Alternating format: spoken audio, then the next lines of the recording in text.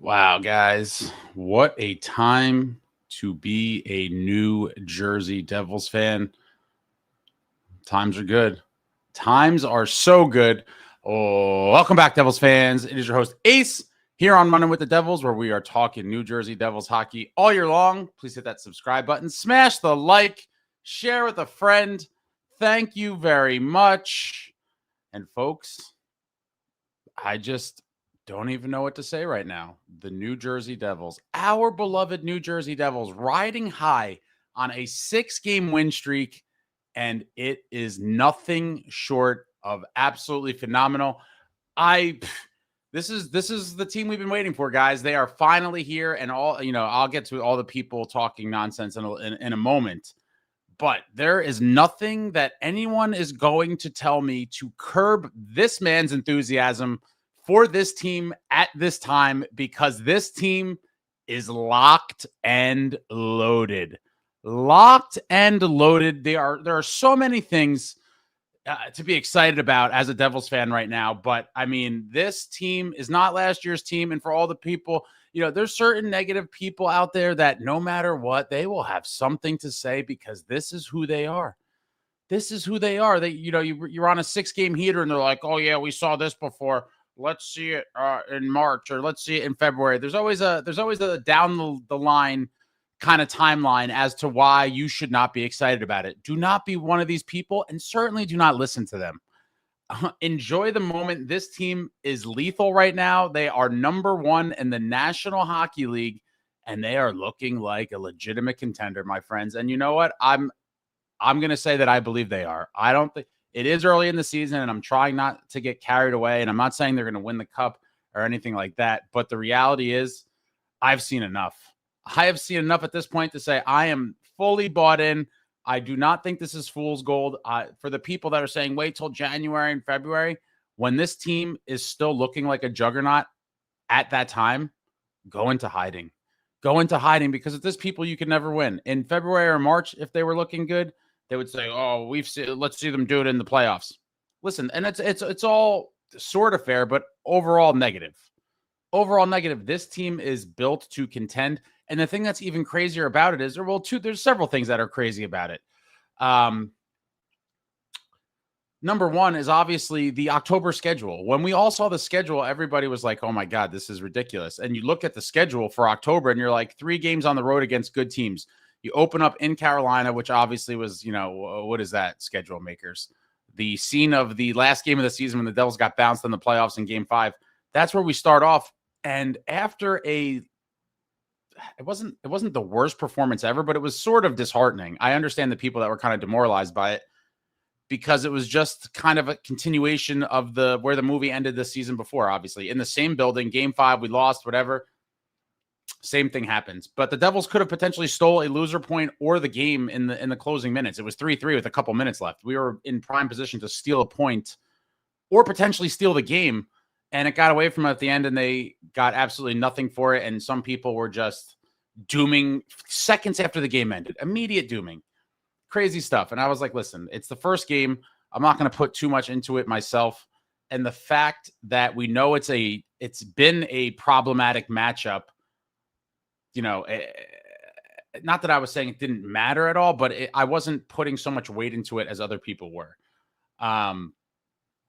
And again, if it was 7-0 or something, it'd be different. The reality is they were outplayed in the game, but they were in a tie game at the end, in a position to get a point or possibly steal the game. It didn't happen. And so I just said, wait and see. And then the boys rattle off 6 in a row with the schedule at Tampa, who's struggling right now. But again, a very good team, historically very good. They have a bunch of good players, superstar players. Get the win in Tampa. Then Columbus, a team that literally, we talked about this a million times. We only got into the playoffs over Columbus because we beat them both times head-to-head in March. A very decent, a good to playoff good Columbus team at worst case. On the road, get the W there.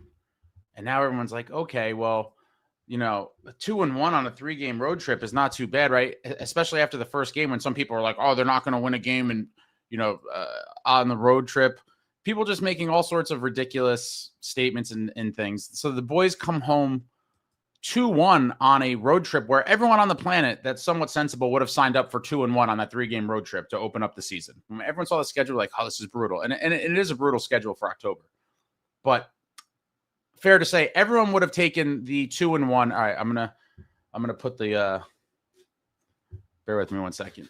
2-1 for that road trip.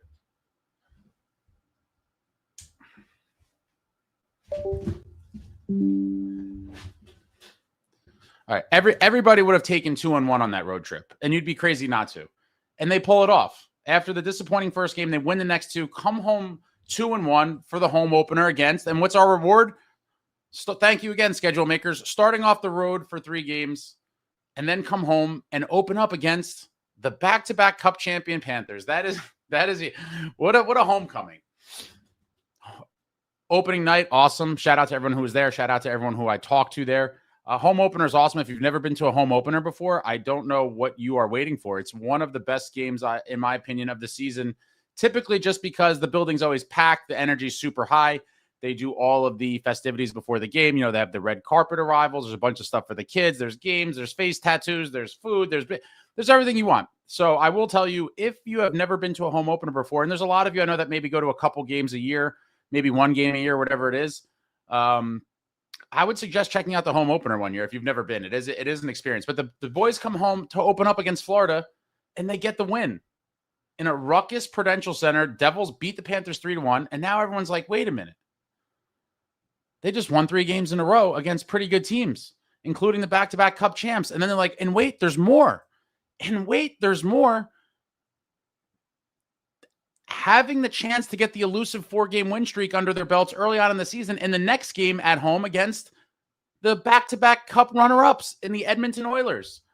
Connor McDavid and the Edmonton Oilers come to town for the next game. I mean, that has to be one of the worst 5-game schedules to start a season for any team ever. Basically 3 playoff teams on the road, and then back-to-back Cup winner, back-to-back Cup runner-up. It doesn't get much worse.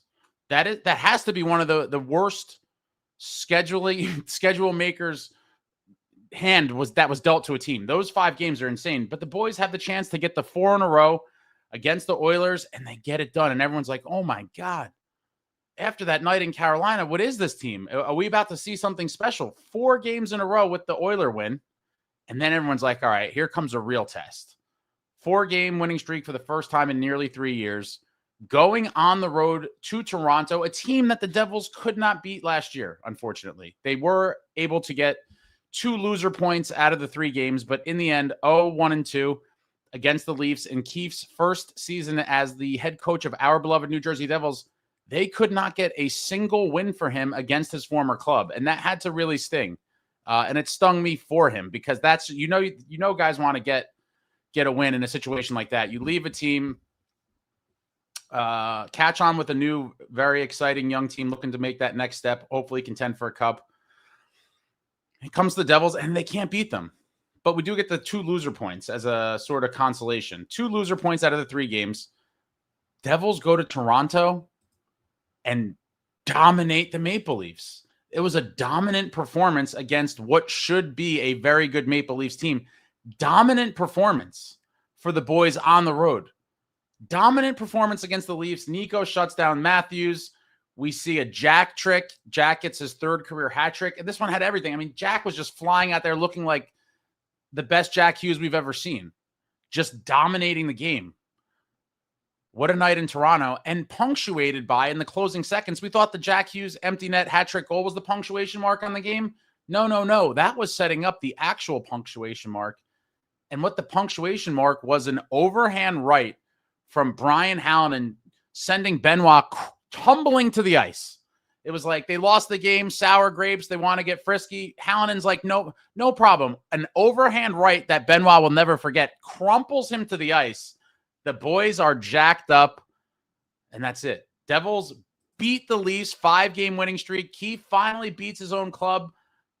Spirits are high. Jack is flying high. Hallinan killed a man at the end of the game. I mean, this one had everything. If you were not fired up watching that one was just something special in Toronto.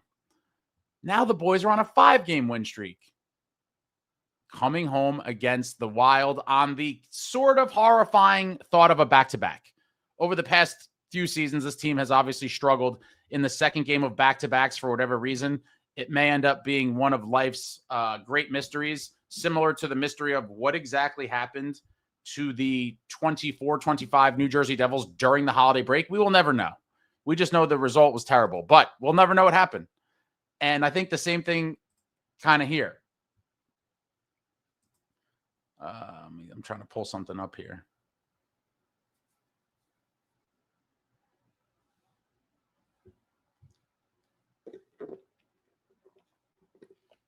Tonight's live brought to you by Quick Check. Iced coffee. Devils come home, and on the second half of the back-to-back, they deliver. There is no kind of curse of the second game of the back-to-back. They come out, they look pretty crispy early on. And I said it last night, for whatever reason, it just seemed like the Devils were the better team the whole game. I don't know why. Even when that happens, I normally don't internally think like, oh, I definitely think we're winning this game. But for whatever reason, I was like, we're going to win this one. And the Devils do it. The second game of a back-to-back, there is no letdown. All gas, no breaks. Devils beat the Wild 4-1. And here we are on a 6-game winning streak in October, sitting at the top of the top, number 1 in the entire league. And there will be no dampering the sunshine that is shining for me with this New Jersey Devils team. I'm sorry. I know it's early and yada, yada, and everyone's just trying to, and I've said it the whole time myself too, but this team is for real. I've seen enough. This team is for real. It is not last year's team, and it's only going to get better as we go. I mean, Nason didn't play much last night. It's going to take him a few games, I think, to get back to, the top of his game, having not played since the playoffs. Yeah, I think he played a little under 9 minutes last night. So, he did see some power play time. So it's going to be interesting to see, the next level of this team. And the other thing that I'm super curious about, and what I really want to see what you guys are talking about with is, does last night's game with the new lines, I know what a lot of people are going to say, but I'm not going to lead the witness here. With seeing those new lines, does that change your outlook or thought process on what you think the lines should be? I'm so curious to see what you guys think about that, but we don't know really what's going on with Glass. We don't know how long he's going to be out. And in his absence, Dawson Mercer goes back to center as the third line center. And guess what? Every line still looks good. I mean, it's crazy. And that's the thing that is like, in other years, you're like, if you lose one of maybe 7 guys, you're going to struggle hard. And obviously for any team, if you lose a top superstar, it's going to impact you. But for the Devils, there's been several years where it didn't just impact them. It pretty much debilitated them. With the way this team is now, even with the injuries, it's just like, yeah, no problem. Swap guys around, make some new lines, and they all still look great. There were some people, I think earlier today, that were commenting, I forget where, somewhere, some people were saying like, oh, leave Dawson at center. I really loved the Timo, Nico, Mercer line, and I do think that probably is a line that should be intact long-term, but what do I know, right? That's just kind of my opinion, but I thought they looked really good. I thought they played really well. I do think all the stats and advanced numbers and everything on them were pretty favorable as a unit, and it looked like it when you were watching it. You're like, this is a great line. So happy for Dawson. Obviously, we all talked about Dawson Mercer for a while, looking to see if he could take that next step and be a true top 6 guy. And so far, so good. Mercer's averaging a point per game, guys. How you doing? For anyone who was doubting the dog, deposit your apologies in the comments.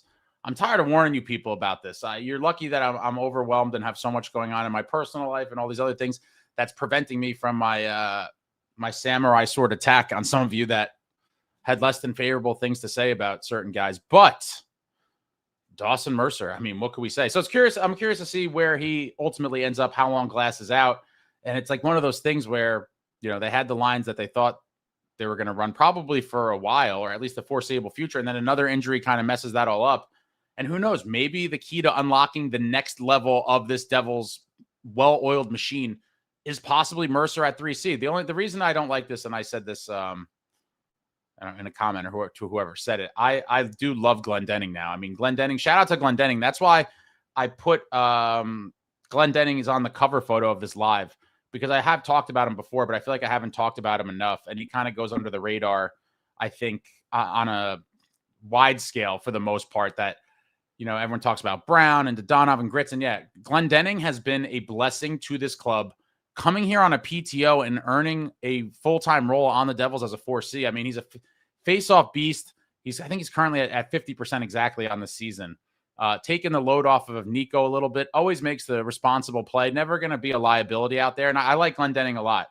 And so for me, in a scenario of Mercer being the 3C and pushing Glass to 4, I just think pushing him out of the lineup, I would hate to see it. And there's going to be these tough decisions ahead, guys. That's the beauty of the depth. The Devils have plenty of it, and it's a great thing to have. And there's going to be a lot of tough decisions ahead in terms of personnel and all these things. And that's a situation you want to be in. Let me see what you guys are talking about. What's going on, Seth? My screen is being annoying. Blackatron, what's up? Let's go Devils. Zach, if you saw that Leaf Wild, if you saw what Leaf Wild fans said about their teams, both said the same stuff. Our team sucks. Yeah, I mean, the fans in general are negative. I mean, it is what it is. The internet's a pretty negative place. Michael, what's up, Ace? What's going on, Michael? Devils says, I'm feeling good, 6 wins. I mean, how could you not? How could you not feel absolutely amazing about this team right now? I mean, it's just early season adversity, injuries, and more injuries. And it's just like, yeah, you know what? Next guy up. It doesn't even matter. Hallinan comes in. I mean, some people were nervous about Dawes. He comes in and looks stellar last night, stopping 30 of 31. It's just like there is no glaring weakness. Now, there's obviously things, if you're building an ideal team, there's some improvements you want, sure. But in the end, right now, you got to be excited because it's just top to bottom scoring. The defense looks sick. Special teams are great again. Goaltending has been amazing. I mean, wow. There's just shining star after shining star in every department. Seabones, let's go. Jonathan, the Devils are great. Total wagon team. We all know it, but don't do reruns for us super fans tuning in on an off night. Just what? I don't know what that means. I don't know. Josh Joseph, how are you, sir? We came in second TF. Even when Pittsburgh was a powerhouse and NJ wasn't really good, we would still own Pittsburgh. It's happening to us with Carolina. It happens. We need to figure out those guys. Yeah. Did they show that on the broadcast recently? Talking about how the Devils, even when they weren't great, were just owning the Penguins. My favorite regular season streak, and someone brought it up, I think last week or so. There was a period of time when there was ties, the Rangers did not beat the Devils for like 3 years in a row. It was crazy. It was I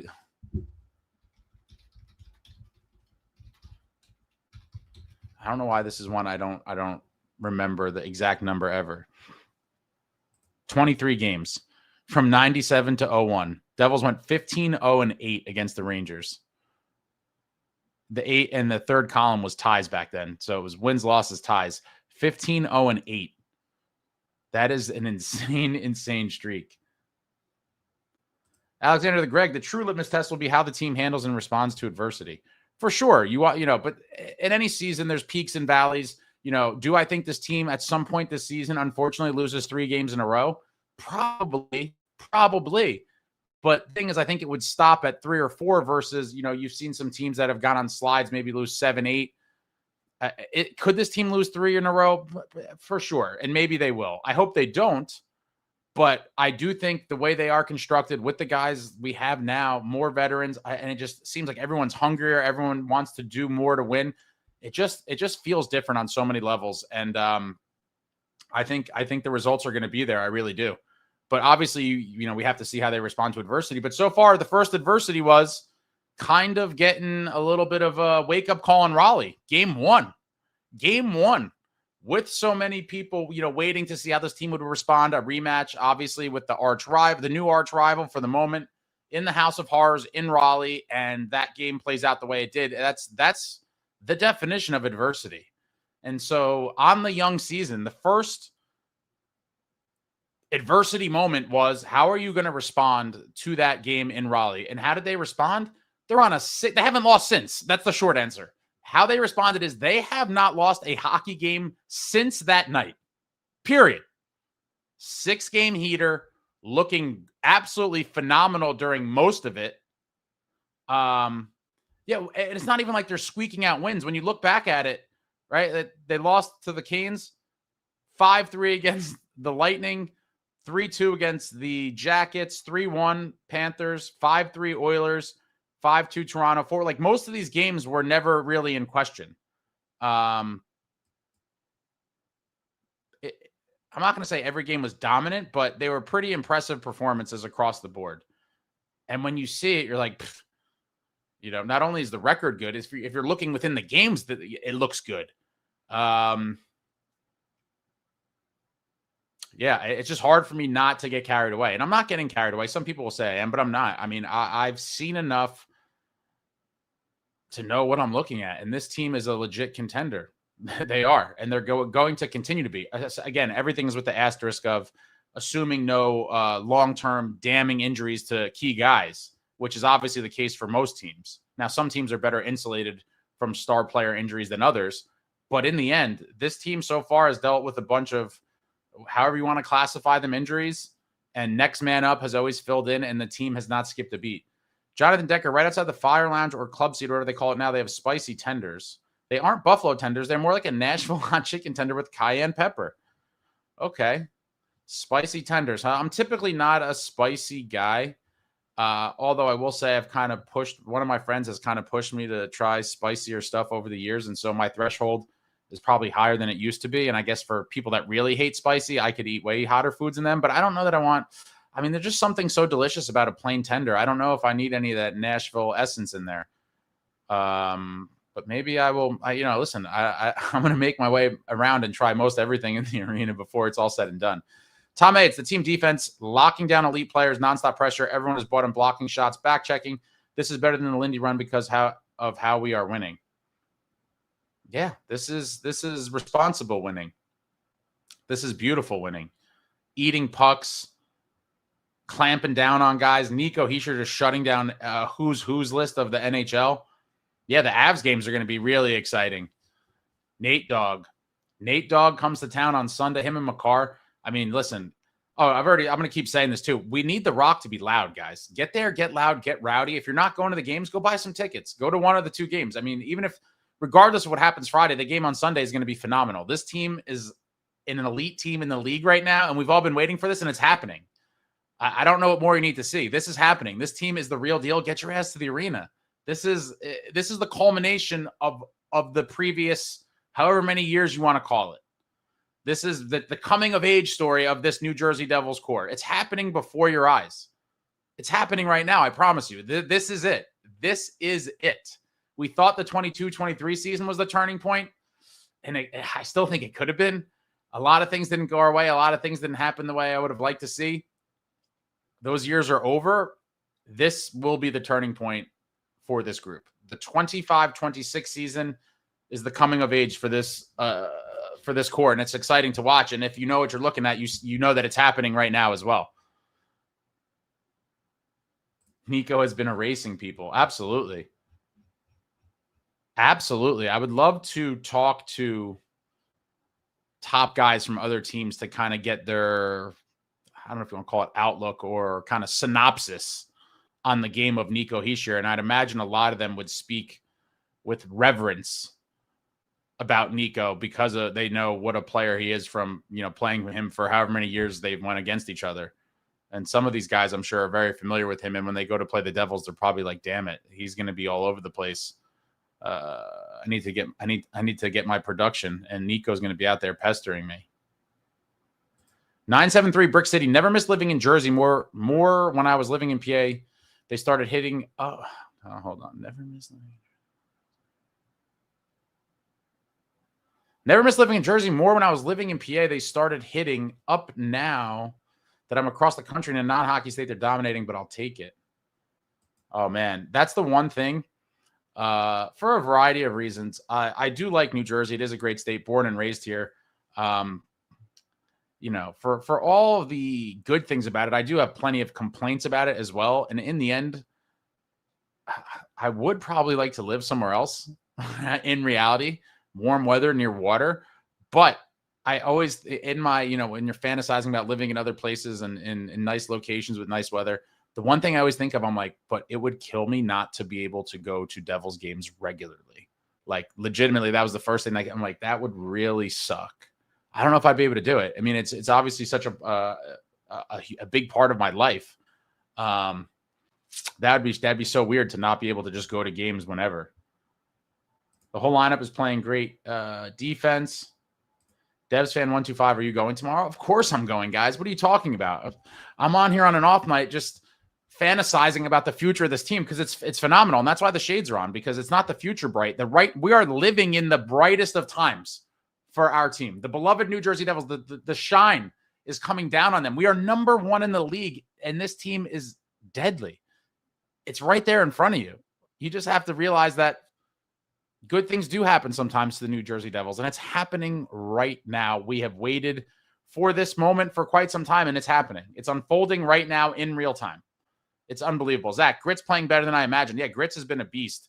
And that's another thing kind of with the whole lineup thing. There was people calling for Grits to be in the top 6 like before training camp, and I was like, all right, settle down. Like, that'd be great if that happened. Let him kind of get used to the NHL game before we start promoting, calling people top 6 talents. We haven't seen them in a game yet. But then we saw the preseason, and I was like, wow, okay, got to see it in regular season. Obviously, preseason is a different animal, but it was obviously encouraging with the plays he was making in preseason. And then we get to the regular season, and we're like, he still looks like that guy. Beautiful assists early on in the season. Obviously has shown the lethal shot that he has. Great skating, great everything. And then everyone's like, no, he probably really is a top 6 guy. And I was like, who am I to deny this man? I do believe he is a top 6 talent. Now, I've also said from the beginning that while I believe he could be or is already a top 6 NHL talent, I said that at the time, I would probably prefer to leave him in the bottom 6 because of how good the bottom 6 was performing. We all know last year, the bottom 6 really hurt this team. It really did. And obviously Fitz knew it. And he said, revamping the bottom 6 kind of was his main thing before Lukehughes. And he got a couple pieces, and you're like, okay, with the guys that are gone, we replaced them with these guys with Grits. Is that enough? And the bottom 6 with Grits as a main component of it looked great. The balance scoring was there. The depth scoring was there. And you're like, we don't really want to tinker with this too much, because in the end, the top guys are going to always produce to some level. They're never going to just disappear. They're that good. Like, maybe within some games it could happen, but overall, they're going to be okay. They're going to get their chances, and they're going to convert. They're going to get goals. You know that. Is the bottom 6 going to be able to contribute anything? And like immediately on the season, they're contributing regularly, and Grits is a huge part of that. And so for that, I was like, for me, I'm like, if it ain't broke, don't fix it. Like, yeah, well, Grits probably is a top 6 guy and would do just fine. Does that hurt the bottom 6 too much to make it make sense? Is the net gain for the team of putting him in the top 6 worth it? And I would probably say no, at least like a week ago. Now, with some of these other combinations and lines that we've seen, it's like, wow, like I am sort of intrigued by Mercer at 3C now. And I typically would have kind of said no to this when people brought it up, just because last year he, in an interview or whatever it was, Dawson Mercer said that he liked playing wing better. And so when I hear a player say that, for me, I'm like, okay, well, obviously he feels more comfortable there and thinks he's better there. We should probably play him at wing. But obviously, when there's a need that arises, you're going to have to be flexible and play center. And obviously, Mercer's been that guy for a little while, where if it happens for a couple games or whatever, they shift him over there. But him with Brown and Cotter looked phenomenal also. So now it's like, oh my God, like Keefe can't miss. Every line that he comes up with produces. So now I'm like, well, does Grit stay with Nico and Timo for any sort of extended time? Like, how does the trial of the lines we saw last game, how does that kind of affect their outlook going forward? And it's crazy because There's so many options and combos that they could run, and especially with the power play. I mean, my God, Nason, right? Nason, another power play guy. So now you're talking about all the big guns looking for power play time. You have Grits, you have Nason, you have Mercer. I mean, on the back end, you have Dougie, you have Lukehughes, and I'm gonna start. I'm gonna start my campaign right now. Obviously, Dilly needs power play one time. I mean, what are they? Dilly scored a goal in back-to-back games. Brendan Dillon for power play one, baby. No, but it's just the blessings of the current New Jersey Devils. It's just there's so many options. Jonathan, starting investment, Newark Paramount Theater project. Well, thank you for the super. What exactly do you mean by Newark Paramount Theater project? I'm very intrigued now, Jonathan. I hope to find a follow-up to that because I have no idea what that's in reference to, and I'm very curious. 973 Brick City. My childhood was built on a single mom who couldn't afford most games, but made sure to take me and my little bro to every home game to try and get signatures. Diehard fan started at 6. That's awesome, man. What year did you become a fan? 973 Brick City. And shout out to your mom and shout out to the single moms. Trying their best for their kids, bringing you to the game to get signatures. That's awesome. Dire Wolf says we better lay a historic beating on the Sharks tomorrow. Yeah, I mean, the Sharks, what, haven't won 17? They're on like a 17-game losing streak. Yeah, a pretty sizable streak will be broken tomorrow at the Rock one way or another. The Sharks will either break their winless streak or the Devils' win streak will be broken. 4-4. Oh, 5-5. Wow, we got a score-a-thon. And is this game at the Garden? Yeah, it's got to be, yeah. Celebrini, Mika.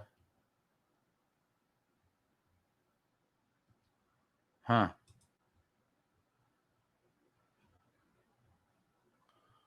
Old enough to remember the old rink barely. Okay. Tom, both Nico and Jack's line are playing elite, adding an above average bottom 6 and elite special teams. This is a 50-win team barring major injuries. I agree. The only thing I'll say to that, Tom, is that I do think adding an above average bottom 6. I think this team as is, if I'm being honest, I think is lethal. And I think they will continue to be. Obviously, on any team, you can, make the case for upgrades at certain spots because in the end, there is no team on the planet, I guess outside of Olympic teams would be the kind of outlier to this. But any NHL team, there's always a guy that you're like, oh, this could be upgraded or this spot could be upgraded with one of these guys. That's always the case, obviously. But I think this team as is going to be dangerous all season long. I really do. I think that we're going to see consistent efforts from this team. Most nights you're going to see a 60-minute effort. You're going to see guys go in the extra mile. And from game to game, it's just like this is one of those years where the Devils are they're a team that other teams don't want to be playing. Not at all. 973 Brick City, we love when a season smells different. Vibes, whatever you want to call it. You feel that want to win. Yeah. And you can see the guys look very locked in. Every single guy on this roster wants it. And it's showing. And it's even better when it shows and the results are there. You could have great efforts and not get the decision and end up with a rough loss or losses. This team is getting the wins. Brick City, like the love for your boy Ace. Let's keep him in that press box being on the play. Thanks, man. We'll see what happens. Appreciate you. Hit the like for your boy. Let's go Devils 95, 2000, 2003. Who else watching Whalers versus Nordiques right now? I did see some pictures of the throwback jerseys. I love the throwback jerseys, especially ones like that from, old franchises. Nordiques jerseys are pretty clean. Dire Wolf says, I want Grits in the bottom 6 when Glass is healthy, but would not be opposed to him getting the offensive zone start with Nico or Jack. Let the kid cook. Yeah, I mean, we saw it last night. I think it was on an icing. Sheldon Keefe put out, it was Nico, Jack, and Timo after after an icing to get the ozone start. And I was like, oof, that is a lethal thing you could just kind of throw out there once in a while situationally. You're like, hey, you know what? Or have they ever done Nico with, I mean, yeah, it must have been in even strength. Nico, Jack Bratt would be interesting too, but so many weapons, and for Keefe to have the flexibility to do something like that, think about that. Think about the potential of something like that in a crucial moment of a home playoff game. Tie game against the Canes or tie game against the Leafs late in the game, tie game in a game 5, 2-2. Game 5 is in New Jersey because they have home ice in this hypothetical. Late in the third, tied 2-2. Series tied 2-2. Icing, 4 minutes left. Leafs are gassed. And Keefe's like, hit him with the sauce. And he sends out Nico with Jack and Timo. And they just get the go-ahead goal in the waning moments of Game 5 to take a 3-2 series lead. I mean, what options? What beautiful options. Lando says, love the way they're playing, but I need them to beat the Canes next time around. Yeah, it's, again, futures problem. That's in January. It's going to be exciting, but for now, I'm not even, I'm sure they're behind the scenes figuring out the perfect playbook to take it to the Canes the next time we play them. But for now, this team is just rolling. Tom A says, I think we will see tinkering throughout the bottom 6 all year. Having depth allows keeping checking liners fresh. Keefe should keep it fresh, in my opinion, until the January push. Yeah, no, I like that. And obviously, there's been tons of tinkering just because of injuries. It's not even tinkering. It's just like, having to, swap guys in and out because of injuries. I do like McEwen. He's like the forgotten about guy. He played one game and I was super high on him. I'm like, oh, this is, this could be a great piece for this bottom 6. Big physical guy, could skate, get it on the forecheck. I was very happy with McEwen, and then he's hurt. And it's like, oh my God. Like we're getting excited for random bottom 6 guys that could be a nice piece, and then they get injured too. It's crazy. But maybe we will see with certain guys like a little rotation, like we've talked about, just to keep guys a little rested here and there. I mean, 6 games in 8 nights is wild.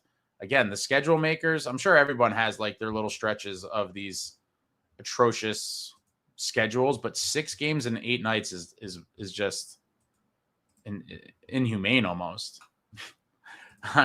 It's just crazy. That's a lot of games, and we're gonna see Dawes a couple more times at least, guys.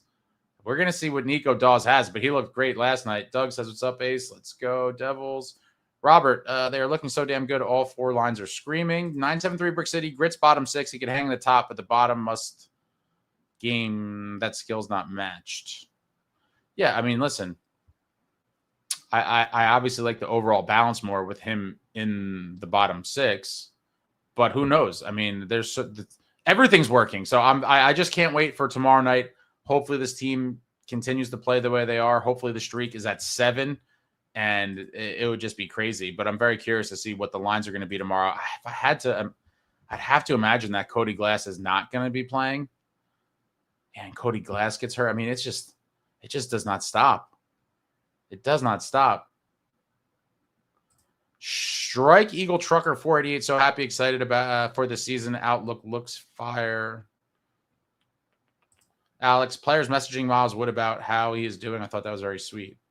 What is that in reference to? I'm not really sure. Jonathan Decker, Halloween is coming up. What's your favorite horror movie? I mean, as cheesy and cliche as it is, I would have to go with Scream.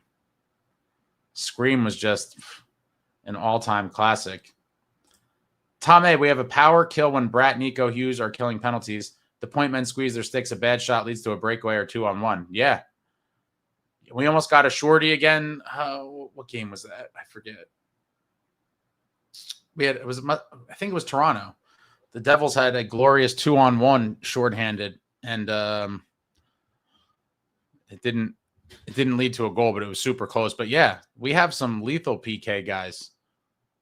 I'm very curious to see how many shorties we end up with on the season. I think it's going to be a good amount. Ryan, respect. What's up, Ace Devils? Can I take the Sharks lightly? I mean, I know they're playing the Rangers, but you listen, this is the NHL, and I've said this a million times, and I'll continue saying it forever. Every team has good players. This is the best league in the world. Any team could beat any team on any given night. You could never just assume a victory, ever in this game. And we've seen the Devils in the past few seasons struggle with some of these quote unquote terrible teams. So obviously, we know that these teams are capable of beating the Devils or anyone else randomly. So there is no assumed wins in this league. There are no easy wins, and they're going to have to bring their A game. But if the Devils play the way they have been playing, I have no doubt in my mind that they're going to beat them. Blackatron, this team has the special vibe to them. It's early, but it smells and feels like they are ready for that next step. They are now a mature group. Completely agree. Completely agree. All the core guys, 1 year older, a little more experience. You bring in Connorbrown, veteran. Goaltending, veteran. We already had some veterans here. I mean, it's all exciting stuff. And I hope we pound the Sharks tomorrow. I want like a statement game, just like an absolute blowout. 973 Brick City must diffuse Canes before postseason. If not, let's get that number 1 in the Metro. It certainly looked like they're going to be competing for it. Obviously, the Canes look incredible as well. But I do think it will be a tight race for the division close to the end. Maybe, one team or the other pulls away, but I think it's going to be a tightly contested division. And I think the Devils and the Canes are clearly the 2 best teams in the division. We're going to see. Winning the division would be pretty cool. That'd be a nice achievement, but hopefully just the first baby step of the grand plan. And that's bringing home Lord Stanley's Cup. Jonathan Decker, rephrase of earlier comment, who is disappointing? I'm not disappointed in anybody. I have 0 disappointments. I am on cloud 9 right now. 0 disappointments for me. John NJDevils45, what's up, bro? This is a special season, improved on all our flaws from past couple seasons. Scoring first, back-to-back, bottom, 6 scoring, etc. Let's go, Devils. Yeah.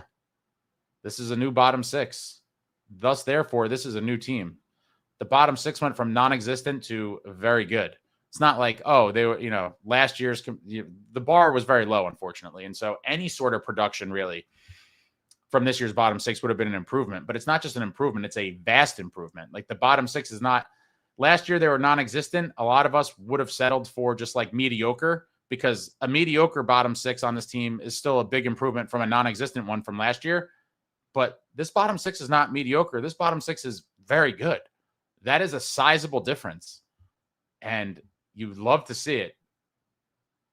What a team. Jonathan, we could talk about how great Jack and Brett and Timo and Allen is all day, for sure. For sure. I'm excited for Dawes, too. It was looking like he may have been a kind of afterthought on the season with everything that happened. Oh, thank you, Jonathan. Another super. I didn't see this. Chat GPT says $50 million to fix Paramount Theater. 50 million. Paramount Theater is the one that's, I think I know exactly where it is. How could it, I feel like these prices are crazy. 50 million to fix a theater. I feel like you should be able to build a theater for less than that. 50 million. I don't know. These people are getting carried away. 50 million to fix Paramount Theater. Yeah. I mean, what does it cost to build a new theater? 50. Like, I know people, it shouldn't cost anywhere near that. But what do you want to fix the theater for? That was, I guess, my other question. Jonathan said enough students. Thanks. Thank you, Jonathan. What do you want to do with the theater? Put in the chat. Jay Jan, lifelong fan and love your content. We look good. Thank you, sir. Thank you, Jay. I think we look good is an understatement. I think we look great. And I don't think it's, early season luck or just, this anomaly that they're playing this way and this is not who they are. No. This New Jersey Devils team is good. They're very good. And they're going to be very good all year. All right. Thank you, Jay. All right, I'm trying to get back to the chat here. Sharks won an OT. Obviously, I'm far behind in the chat. You probably could be talking about this already. I'm trying to get to as many comments as I can, so I apologize, guys. You know the deal. You know the deal with this. There's a lot of comments. I can only do so many here. 973 Brick City says, I want 13-game winning streak energy at the Rock always. That would be nice. Jonathan Decker, my favorite ace take This my favorite Ace take. His show is get your ass to the arena. Yeah, get your ass to the arena. What are you waiting for? This team is insanely good. Insanely good. Tom A, I would live in Texas. Used to go to games all the time, getting tickets when they play the Stars. Very nice. I've always wanted to go see a game in Dallas. Haven't made it there just yet, but I definitely would like to go. They got a new arena recently, right? The scene of the 2000 Stanley Cup victory for our beloved New Jersey Devils. Game 6, 2000 Cup Finals, the old Reunion Arena. I'm 99.9% sure they don't play there anymore. Yeah, they definitely don't. I'm 100% sure they don't play there anymore. I wanted to go so bad. I was a kid. It's hard to pull something off like that as a kid. I wanted to go to that game so bad. I was at the game before where they lost Game 5. Zach says, the season looking so bright for the Devils. Ace needs shades. Absolutely. This is not the future is bright. The right now is blind. It's blindingly bright. That's how bright it is. Number 1 in the NHL on a 6-game heater. Go buy your tickets, people. I don't know what are you waiting for? The time is now. The time is now. Samuel said from the beginning, I said I'd be happy to get out of October at 500 or better. Looks like I am going to be very happy. Yeah. Yeah. We want to be, I mean, how many more games are left in the month? Sharks, 2 Avs, and yeah, so it's the 2, so 4 games left. Wow. I think the boys go 3-1 at worst on these games. I do. In the next 4. All right, I'm trying to skip ahead here. Enser says, I'm worried someone will steal Dawes once Markey is back. So he won't have to clear waivers if he's sent down within the time. It's either a time frame or games or both. I forget. But there is a way that they could send him down before he has to be on waivers again. I fully believe that he will not clear waivers again. I'm a little bit surprised he did the first time, if I'm being honest. And a lot of people were like, oh, everyone knew no one was going to take him. I'm like, how could you know that? You never know. Goalies, there's never enough good goalies for teams. And especially teams that have current, mediocre or worst goaltending. I thought Dawes would have been a guy someone would have taken a shot on, but maybe somehow the Devils knew that, no one would take him. I don't know how they would know that, or at least they would maybe heavily believed that no one was going to take him. But yeah, if he has to ever go on waivers again, I don't think he clears. But again, these are future problems. But we don't even know when Markey's coming back. I'd imagine the next few weeks. And at that point, maybe Dawes plays lights out for however many games he plays, and then they're forced to trade him. I don't know. It's all messy. Or they just send him back before he has to clear waivers again. John NJDevils45, love Grit's telegram back to Russia. He's a good kid. Yeah, I see that. I don't have that platform, but I see everyone reposted after the fact. It is pretty funny. He's pretty active on there. Zach W., did you have a goal prediction for Grits for the season? I don't know if I broke it. I don't think I did. I think I just said he's going to get 40 points. Jonathan said, I asked ChatGPT how much money it would take for Ace and I to turn the Newark Paramount Theater into the hottest nightclub in the tri-state area, and it said $50 million. Oh, boy. The hottest club in the tri-state area, huh? If you were able to play, I don't know that if you spent an unlimited amount of money that you could ever turn anything in Newark, particularly into the hottest nightclub in the tri-state area, but $50 million seems insane.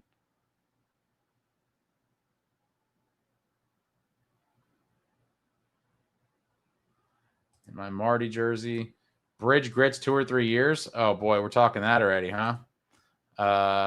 The impending off-season contract for Gritsuk.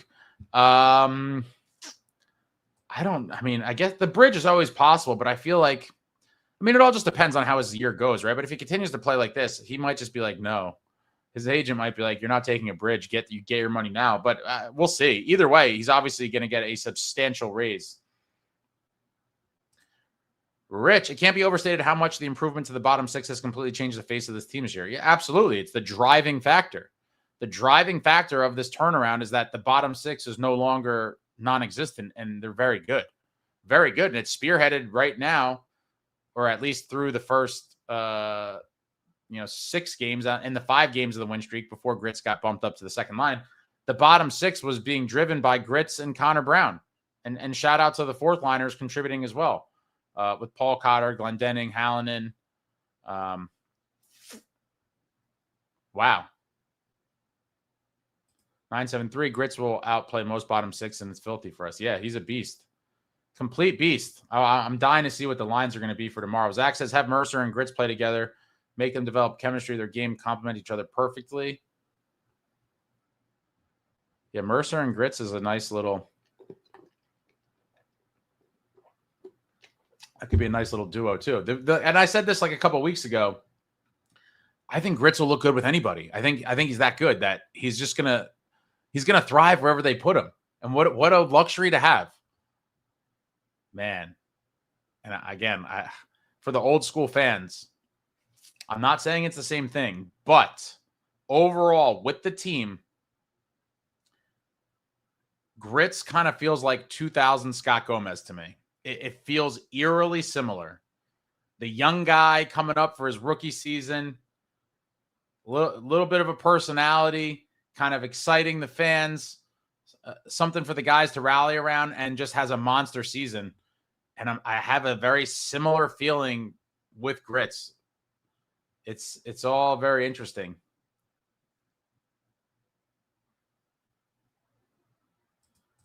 Strike Eagle Trucker 488. Connorbrown has helped the bottom six. Was an awesome key signing in the offseason by Fitz. Yeah, absolutely. Absolutely was. And he's been amazing here. What a moment for him to get that breakaway shorty against his old team when we played the Oilers a few days ago. I mean, what a moment for him. He was fired up. 4 points, 3 goals and an assist through 7 games for Connorbrown. Wow. John NJDevils 45. The goaltending has been on another level. Some of these saves have been ridiculous. Allen looks 25 years old. That blocker save against Toronto was great. With Emery threw the blocker up real quick. But yeah, some great saves made by all. It's crazy. It's crazy. And I'm curious when we see Markey come back. That's, hopefully that injury is not that serious. And I do think he gets extended for all the people that were like, oh, what's going to happen with Markey? Everything they're talking about seems like he's going to be extended at some point. Enster, Dylan goal per game defensive defenseman confirmed. For sure. Dilly for PP1 and Dilly for Norris. Back-to-back goals, or back-to-back games with goals for Brendan Dillon, the offensive machine. Love me some Dilly. He was super jacked after he scored that one yesterday, too. You could see it in his face, and all the guys were fired up for him. Love it when guys like Dilly pot one. Can he make it 3 in a row? En route to the Devils making it 7 in a row. Wouldn't that be a story? Dilly scores again tomorrow. Devils win. Get the streak to 7. Man, that would be nice. That would really be nice. I'm trying to pull something up here.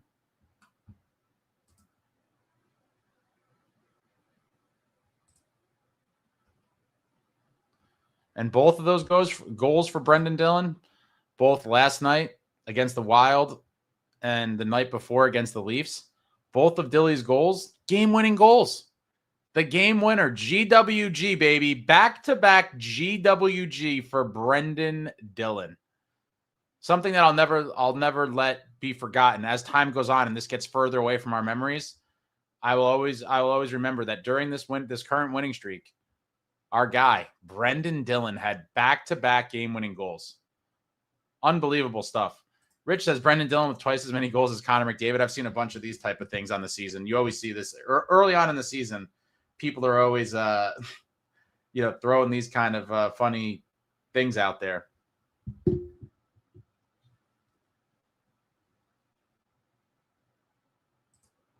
Okay, asked it how much we need to create hottest nightclub in tri-state area. It's a shame it's abandoned and so close to Prudential. Historic building from 1800s must be fixed for Newark. It's vacant, right? Who owns it? There's got to be something going on with it. I'm going to have to look into that later. Let me tab that on my computer.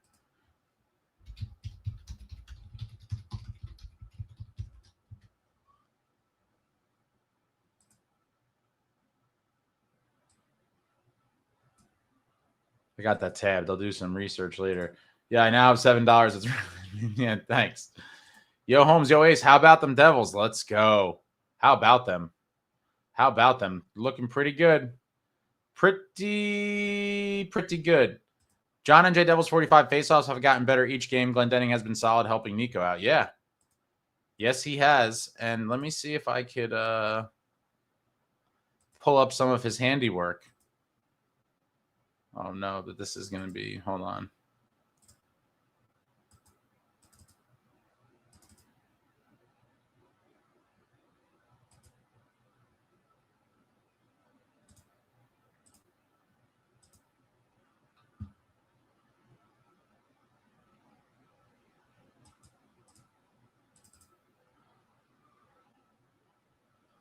The file. All right, never mind. The files is different.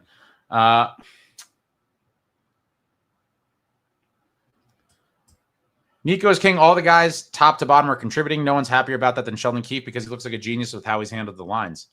Yeah, what a luxury that he has. That last year, again, I hate to keep using the same example, but the depth was so depleted and non-existent last year that for at least one game, and I forget if there was more than one, Nate Bastian was on the top line. Like that's how thin the forward group was, that he was just grasping at straws for anything because that's all he had to work with.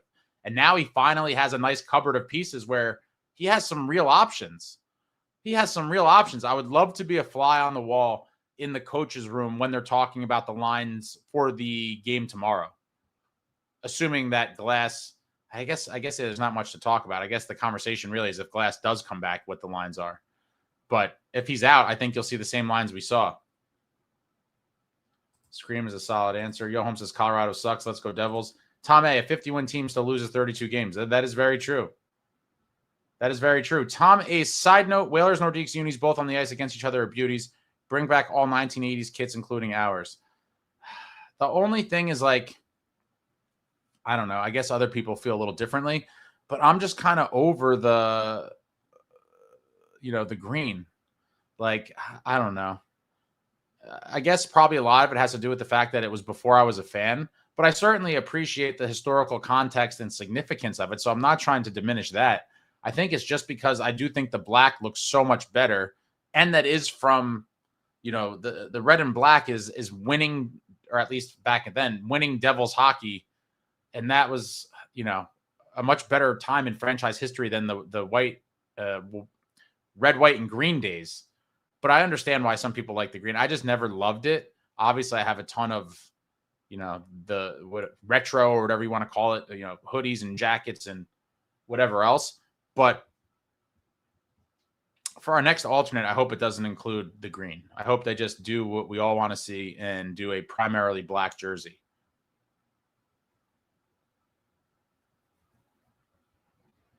Devil Heaven, what's going on? Happy Thursday, Devils fans. Jay Snow, I want the Devils to play good all year to force Fitz to make a big move this year. I think, I have said this before, if the Devils are looking anywhere near like they do now at the deadline, I do think he does something sort of splashy. Now, how big of a splash, I don't know, but I think it'll be semi-splashy at a minimum.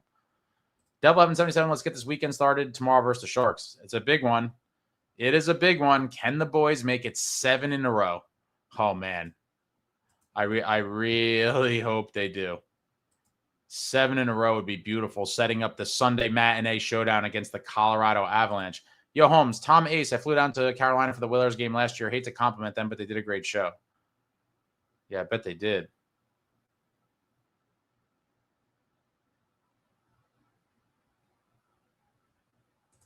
Celebrini had 5 points. Wow.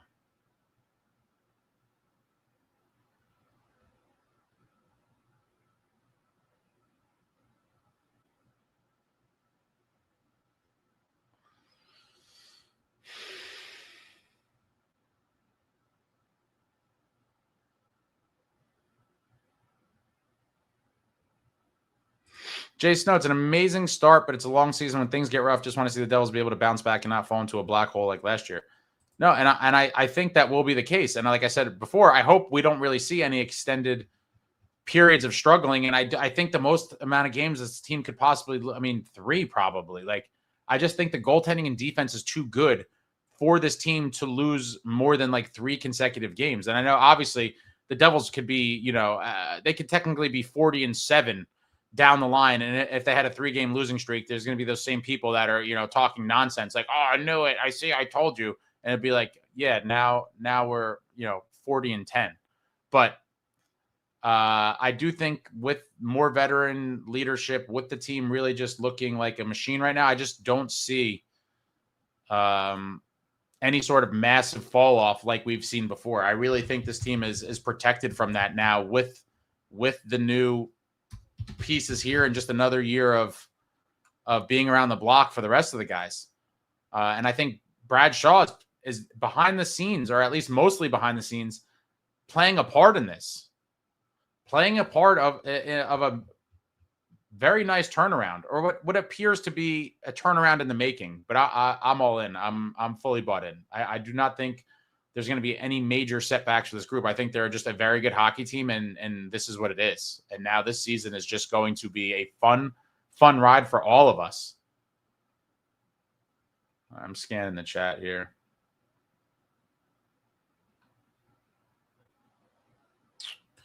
Devil, haven't been to a few at Prue Center. We need AHL back in Binghamton, New York, the home of the old Bingo Whalers and Hartford Whalers, back when AHL had 2 affiliates.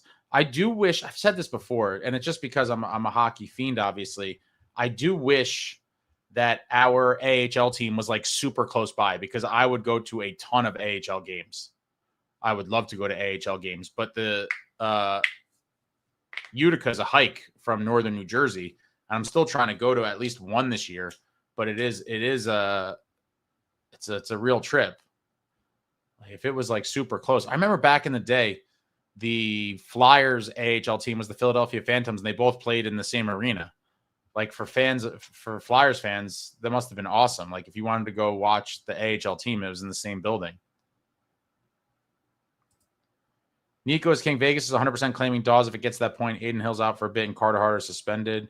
Jason said Markey will be back before then. Yeah, I don't think this is going to be an issue. I think they know kind of when he's going to return, and they'll make sure that Dawes could go back to Utica without having to go through waivers. Dire Wolf says, notice an uptick of respect from other teams' forums. We are a certified wagon. Tell me more about that, Dire Wolf. I don't really do a ton of forum kind of diving. I do watch some videos here and there, but I'm not really kind of taking in information about other teams in that regard, like, their fans and stuff. So I'm curious, what are these other fans saying? That, oh snap, the Devils are for real?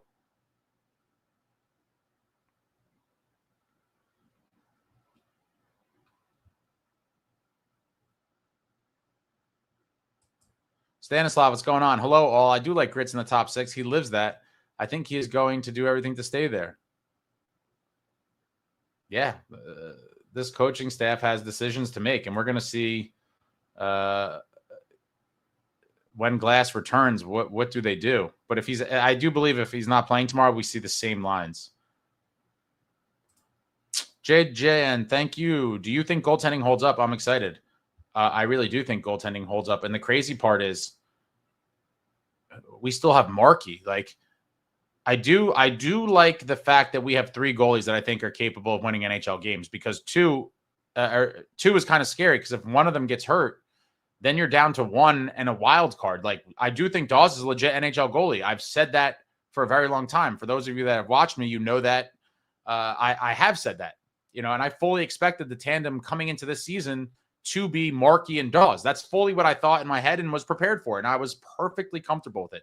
And then Allen is the legend of the century, signs that deal. He comes back, and now Dawes is back in Utica. But he's a nice luxury to have, because like we saw here, Markey went down. Now we have Allen and Dawes. But at all times, you want to have 2 legit guys that could go. And with Markey out, we haven't skipped a beat. And so I do believe the goaltending holds up. And a lot of that has to do with the fact that I do believe we have 3 legitimate NHL goaltenders. And it is Jacob Markstrom, Jake Allen, and Nico Dawes.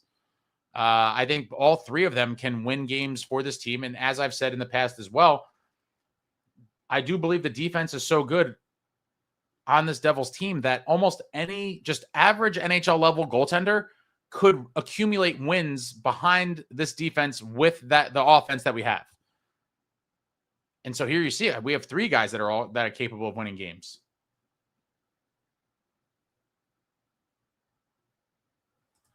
Michael Shane, I may have to eat my words about Keefe. The difference so far to me is motivation. This team just looks motivated out there, so I'll give Keefe that credit. It seems he has these guys all in. Let's go Devils. It certainly does seem that way. And a lot of guys have talked about now, being more comfortable or familiar with Keefe and his ways and how he runs practice and how he runs game days and his expectations of them. Obviously, last year was the first year, so everything's a little bit of an adjustment period. Obviously, you would have liked to see the team do better overall, as far as playoffs go. But we got dealt so many bad cards with the injuries and everything. It is what it is. But now in year 2, with everybody a little more familiar and a little more comfortable with the new additions, with the injured guys for the most part being healthy again, it's a whole new world. And as a result, the New Jersey Devils are just on another level right now. On another level. Jay Snow, Grits being able to play up and down the lineup just shows he's talented, for sure. And I think there's a big season loading for him. Would love to see him win the Calder or even be nominated. Tom Ace, when will the Devils start rolling out the red carpet for Ace as the top Devils influencer out there? I don't think a red carpet exists for that. And I actually hate the word influencer. I would just consider myself a guy that loves talking about hockey, loves the Devils, and loves talking to all of you guys, and loves talking to players, and likes doing cool stuff in the hockey world. But I appreciate that. It seems like a compliment of sorts. But yeah, I don't think there's a red carpet outside of the one for the home opener. And I hate the word influencer. I certainly wouldn't consider myself that at all. But thank you, Tom. I do appreciate what I believe to be some sort of compliment. Vince, hottest nightclub in the tri-state area is like being the smartest kid in. Oh, come on, man. I say now I got to read these things before you guys are. Yeah, this is why I need to. I can't see this. A couple, yeah. If I put comments up without reading them, that's why sometimes I get delayed because people write stuff. This is a kid show, guys. Remember, there's children, and just be appropriate. People just like writing man stuff. I'm looking down at other crazy things that are in here right now. I mean, this is wild. Who remembers 80s sitting comms? David, I join later. You're going to the game tomorrow. Yes, I'm going to the game. This team is a beast. We are on a 6-game heater. I would not miss this game if my life depended on it. Buy your tickets, people. I don't know what more you need to see. This team is sick. This moment right now is what we've been waiting for the past few seasons. The culmination of everything coming together, and it's happening right before your eyes. Right before your eyes. Buy your tickets Friday and or Sunday, whatever game you want to go to both. Get there, get loud, show the support. This team is sick. Sick. Stick figs. In my mind, I'm just comparing Ace from I will go down with someone else references today. Those are some dark times, guys. I was down in the dumps. Stanislav, I just want to figure out how to talk to Grits since I speak his language.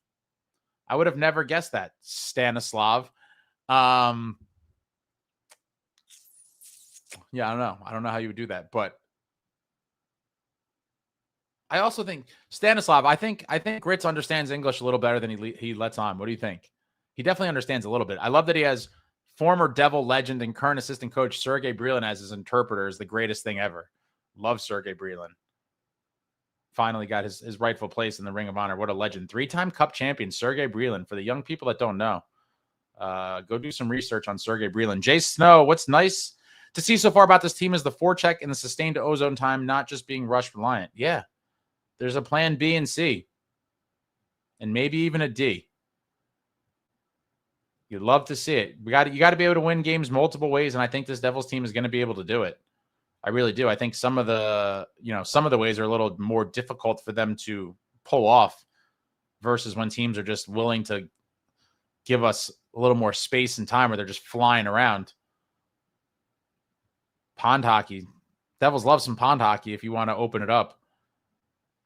It is another great thing, too. If the Devils could score first, which they have in several of these games, and especially if they could build on the lead with a multiple goal lead, teams start opening up a little bit more and taking more chances because they need to chase to create offense. That's when the Devils counterattack is beautiful.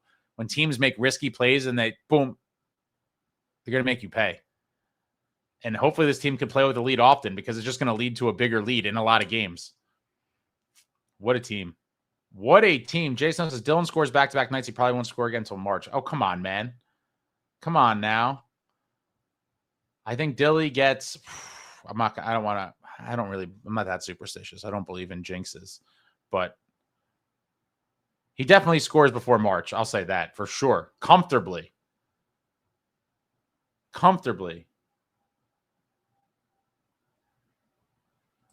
Michael Russell, wish Blake Coleman was a D-man and played with Dylan. Dill pickle all day. Oh, man. Some of you guys.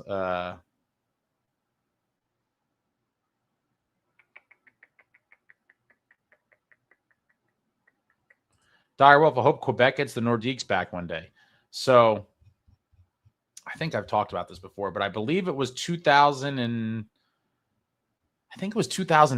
It may have been 2011. One of those years, one of the first few years at the Rock. The Nordiques had or not the Nordiques, but the people of Quebec who were Nordiques fans, I guess. So Nordiques fans in Quebec, they assembled this group that they referred to as Nordiques Nation.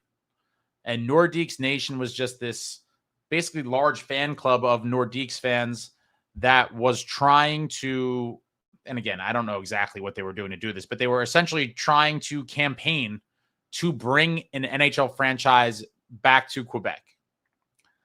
And I don't know, and I meant to kind of look into this and try to figure out why, and I still don't know why, but for whatever reason, they decided that they were all going to take multiple buses, multiple school buses, right, full of people from Quebec to New Jersey for the last home game of the season. It was Devils, and I forget who they played. It may have been Bruins, but it was the last Devils home game of the season, April, whatever it was.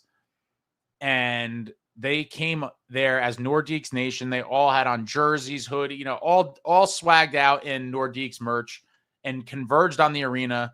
I don't remember if they were rooting for the Devils or not, but their main objective was to show, I guess, the powers that be or whoever that they needed a hockey team back in Quebec. And again, I don't remember all the details as to why they thought this was a good idea or whatever, but they were very nice people.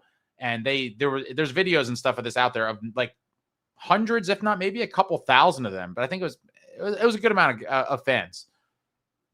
Nordiques Nation. But yeah, hopefully for the people of Quebec, they get a franchise eventually. I know that they really miss their Nordiques and would love to have an NHL team there again.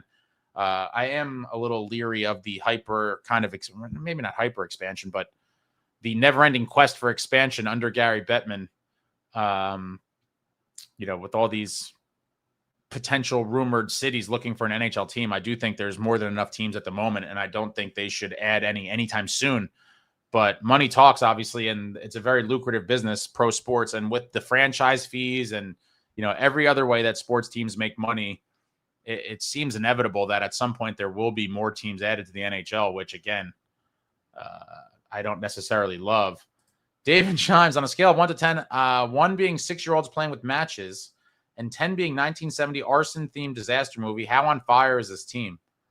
I'm going to go a 15. This team is on absolute fire. There's nothing, you would have to really nitpick. The negative people always find something, but it's what is your real complaint? The defense looks amazing. Special teams looks amazing. The forward group looks amazing. Goaltending looks amazing. It's what is there? I have no complaints. None. What are you going to complain about? 6-game heater. Every division in the corporation of New Jersey Devils is just firing. New lines, no problem. Defense, great. PK, great. 21 straight kills. Power play converting. Oh, yeah, let me see. What is I meant to look that up, what the actual percentage is. After starting off pretty cold, the power play has heated up. I would like to see my boy T. I guess that's my only complaint, actually. Sorry, I have one. My single complaint would probably be I want to see Timo on power play 1. I understand they're doing the matchups thing and all that, but I would really love to see. I just think Timo needs to be out there. But what a minor complaint, right? I mean, this team is just filthy. Right now, the boys are sitting at number 4 in the league at 30%. Let's go. 30%. Why does this not have? I hate the way they show this. 30% power play, good for number 4. Wild are at number 3 with 31.3%. I might as well put this up, right? I mean, why not? We'll look at the top 10.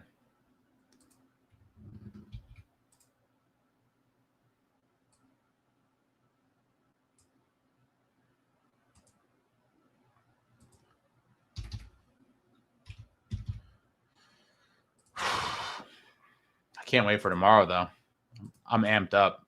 The Rock should be electric. Friday night, get there and get loud, folks. If you don't have tickets, go buy them. What are you waiting for? What are you waiting for? A Friday night matchup to continue the heater to look to stretch it to 7? Yeah, Penguins number 1 at 33.3%. Obviously, at the end of the year, it's early on in the season, so power plays get hot, and these numbers are a little bit higher than what they're going to be at the end of the year because that's the Penguins are scoring 1 out of every 3 power plays. That's really good.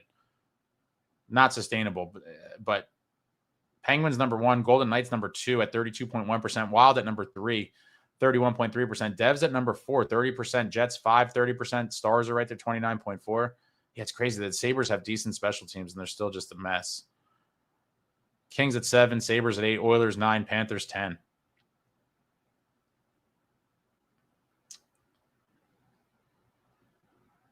Yeah, and in the first 7 games, the Devils already played 3 of these teams.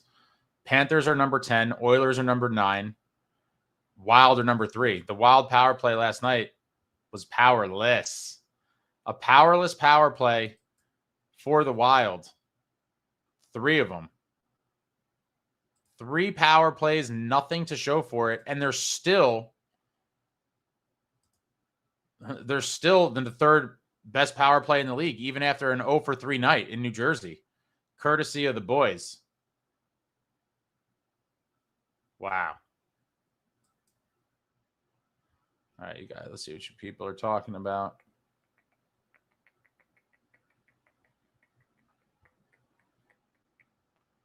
Carson, nice start, boys. Pump. The Canes are 4-1 over the dangerous Avs after 1. Oh, what's up, Carson? Carson's a friendly Hurricanes fan. Damn, 4-1 over the Avs after 1. A 4-goal first period. Brutal.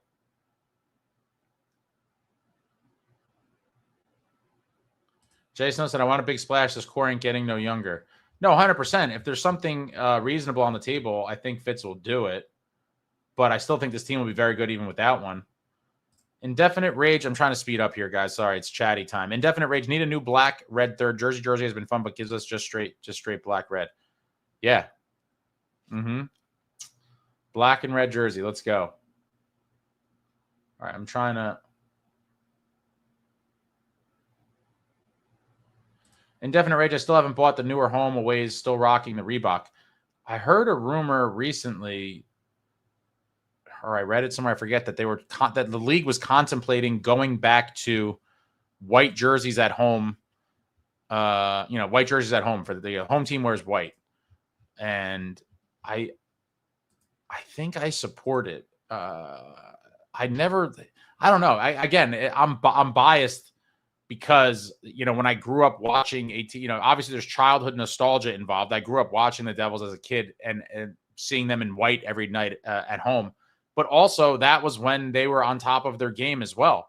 All 3 Stanley Cups the Devils won, the 95 Cup, 2000, and 2003, were all during the time where the home team wore the white jersey. And so for me, it's a combination of childhood nostalgia with the white home jerseys and Devils dominance, white at home. And so I will always be partial and biased to the white at home, as I'm sure many of you who were fans back then will be as well for the same exact reasons. But the league switched in 03-04. So the year after the Devils won the Cup, their last Cup in 03, that was the last season the home teams wore white. And then the following season, 03-04, Devils wore red at home. I'm not going to lie, I never loved it. Obviously now I've been a fan for much longer in this era than I was when the white was at home, because that was about 10 years. And now we're talking about 21, 22 years of red being at home. So now I'm just kind of used to it. But I think I would embrace the white jerseys at home with open arms if the league does do that. And if they do, I would love to see the Devils bring back the older style jersey with the thick stripe at the bottom. Again, you old timers know exactly what I'm talking about. I'm curious to see if that ever comes to fruition. Vince March says, I get your nostalgia. However, the home team repping main color is better, I think. Now, listen, I understand the, the reason why they did it. I totally get it.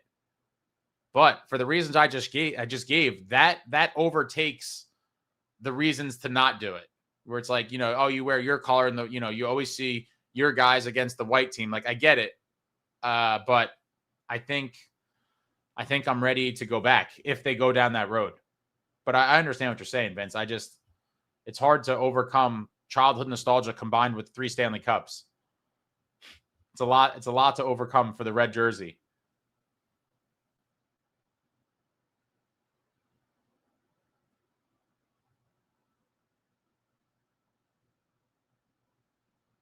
All right. Sorry, guys. I lost my spot in here, but thank you. All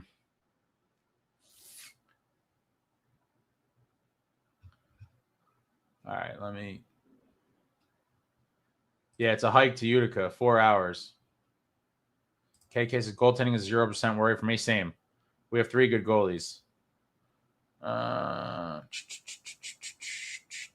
right. I'm trying to catch up, guys. What's going on, Selected Boy? Robert, at the end of the day, a move will need to be made in order to become cap compliant when Kovacevic comes back in January. Sure, the team is playing great, but who gets moved? Again, Robert, that is a future problem, a few months away, or at least a couple months away minimum. I have no idea personally. Maybe you see a trade or something, but these are beautiful problems to have just because of this abundance of depth. Love Kovacevic. Heavier, edgier, more violent. Signed a great deal. He's worth way more than his contract with the cap going up. It's a great buy for the Devils. Obviously, hopefully he comes back and looks like the same guy after the injury, but super value, very good value deal in my opinion. And he's going to make the blue line heavier, edgier, more violent. Who gets moved? I really don't know. That's a thing for Fitz to figure out when the time comes. There's knock on wood. I don't want this to happen, but there's a chance there's other injuries before then that kind of solve that problem. And so it's going to kind of be a wait and see. Assuming there's no injuries, there's going to have to be a sizable move of some kind, or a series of smaller ones, which I don't even see what they would be. I think it's got to be, you're going to have to find that money. And I know what everyone's thinking, but I don't think that's going to be the case. Jason, no, this is a kid's show. Yo, Holmes, $8 tickets yesterday, upper deck like the old days. Place was packed. I didn't monitor. I did not monitor the markets, but if that's the case, I listen. I will never give people pushback or whatever you want to call it if you can't go to a game for a financial issue. I totally get it. Totally get it, and would never hold that against somebody. If you financially cannot get to the game, that it is what it is, right? I'm not going to hold that against you. However, with the information he just dropped, if that is the case, there's no reason. There again, assuming that I $8 now, I'm going to say there is no financial excuse. It's $8. I mean, if you're an adult, $8 is $8. There's no reason to not go to the game. Get your behind to the rock and get loud.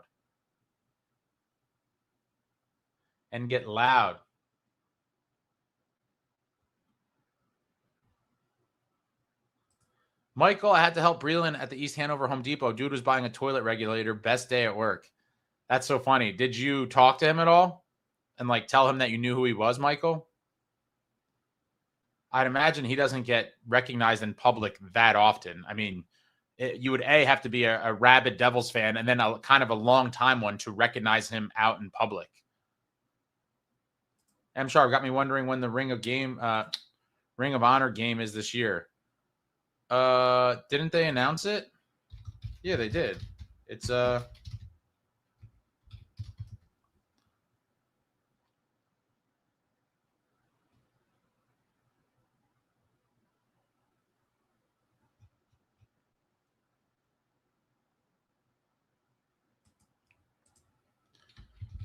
don't have the promo thing pulled up. Ring of Honor for this year is Whoa, did they take it down?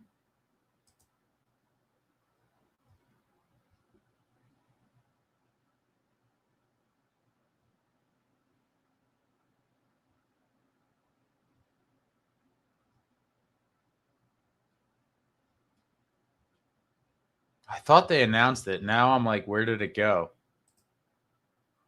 That's really strange.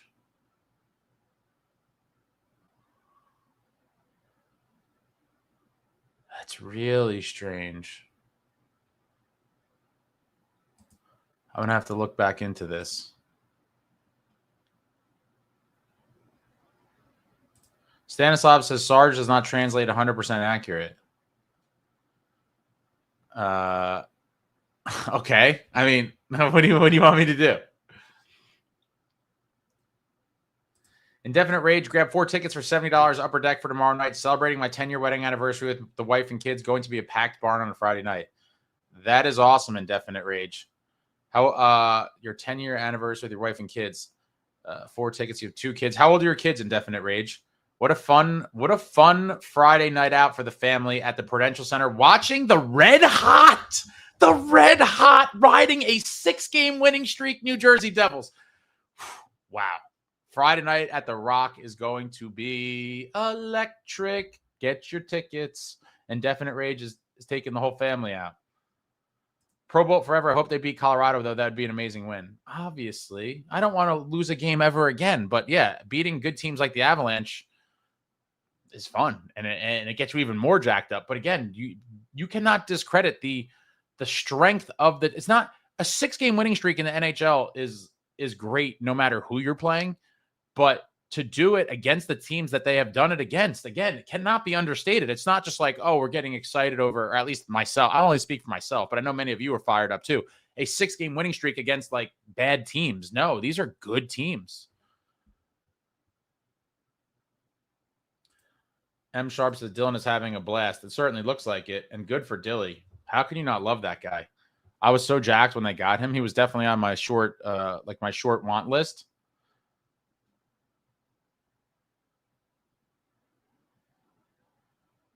Zach W., the resilience of this year's Devils team is different. Tomorrow's game will be a test, has trap game written all over it. Of course, but I just don't think I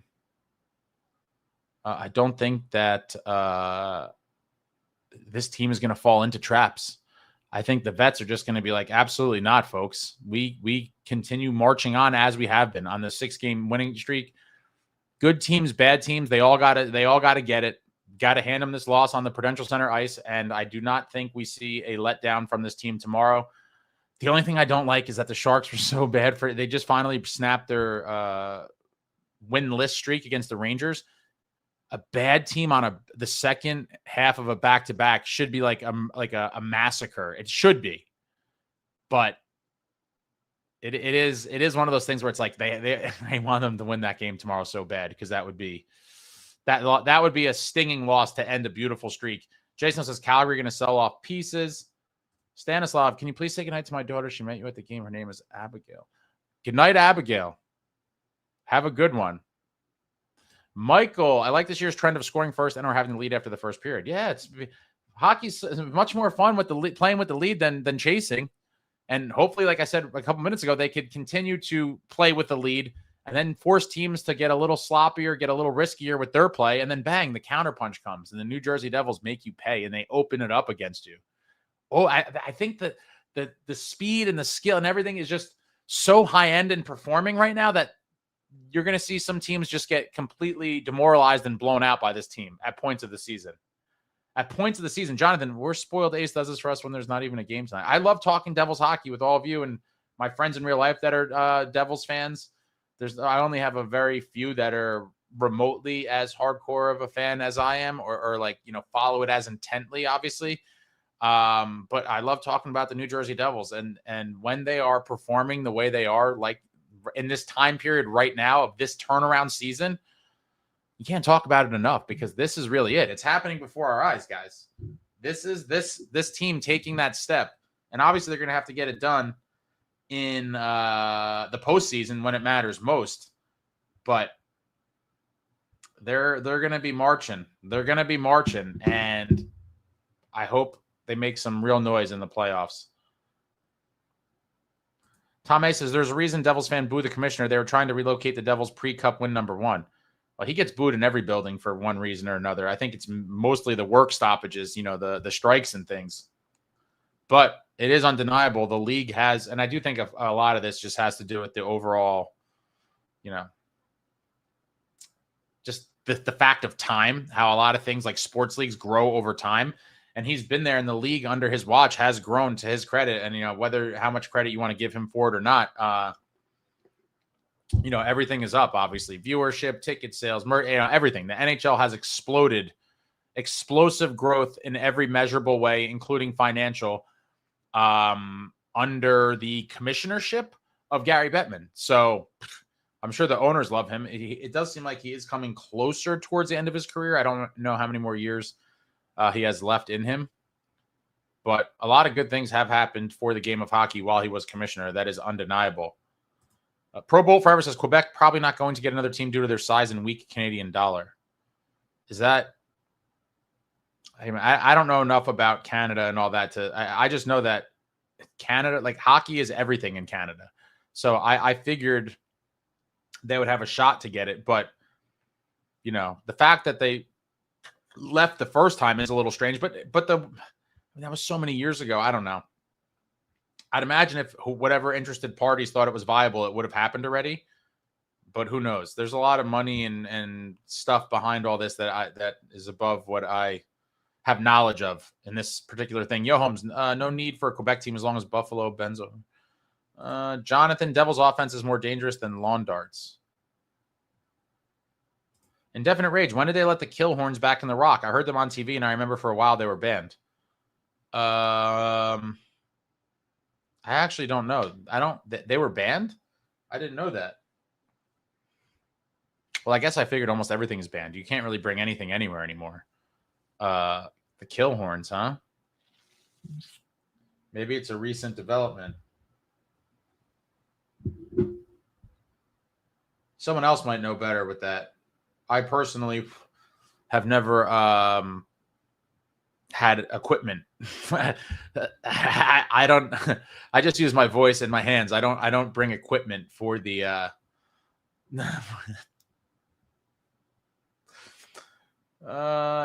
Glendenning for Jersey Mayor. Stanislav, let's go Devils. Thumbs up for Ace, folks. Hey, hit the thumbs up for your boy. Appreciate that. I'm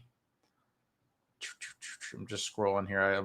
I've fallen far behind again.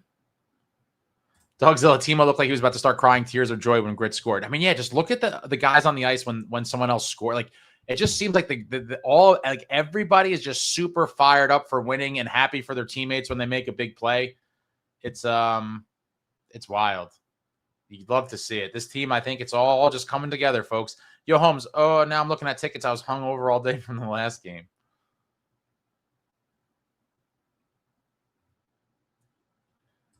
Now check the PK stats. Oh, we already know, but I'll put it up. Special teams, a pillar for your New Jersey Devils. Oh, I made a typo. All right. Yeah, I wish the league had like a better,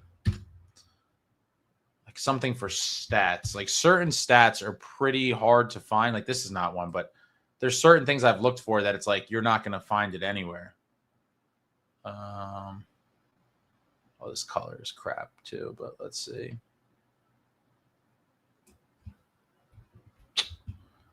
Bum, bum, bum. PK.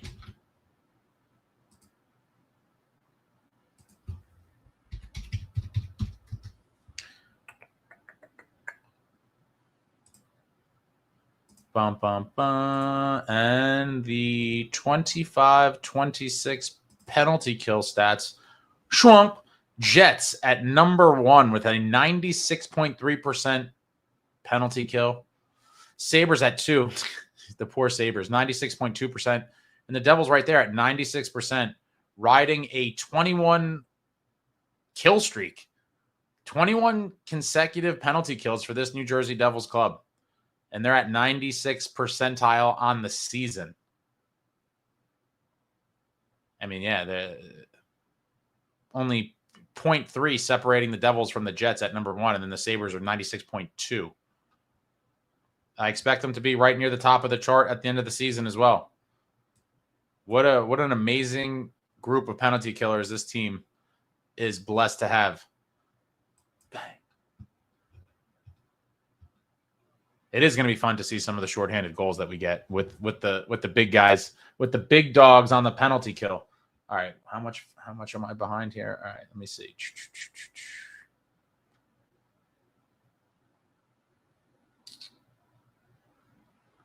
Alex says, Ace, Devils make it to the Cup. Who would you want them to play against and beat? 1,000% the Colorado Avalanche. They beat the Devils in the 2001 Cup Finals. Devils had the chance to be back-to-back Cup champs. It was Marty versus Roy. It's just, that's the Stanley Cup that the Devils had a 3-2 series lead, blew the game at home, blew the game in Denver, lose the series. That one will forever be the worst Devils loss or series loss that I was a fan for. That one will never be topped. A Game 7 Cup Final when you had a 3-2 series lead, nothing will ever top it. Have wanted to give them payback on the grandest of stages ever since. No grander stage in the Stanley Cup Finals. I would, and it would be a great series, obviously. All the great players that they have as well. Would love to beat the Avs in the Cup Final. It'd be phenomenal. Absolutely phenomenal. KK says, no way for Whites at home. Yo, Holmes, home Whites.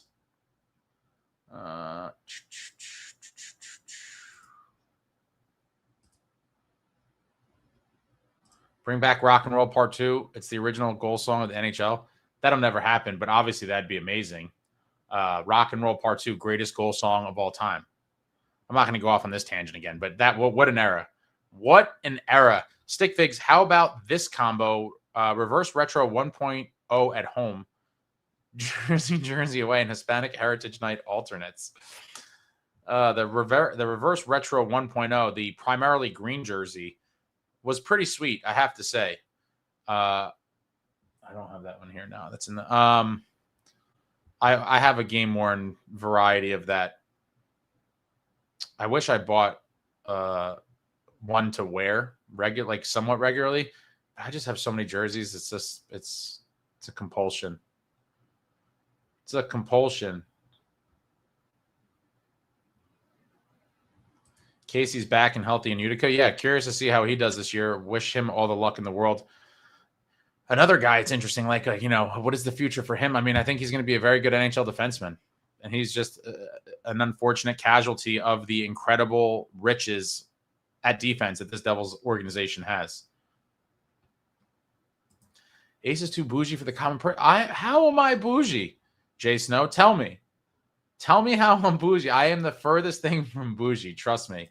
Stick Figs, anything short of homelessness and you're watching this out of a Dunkin', if you're in the area, then you need to get your behind to the game. Yeah. If you live close by, buy your tickets and get to the game.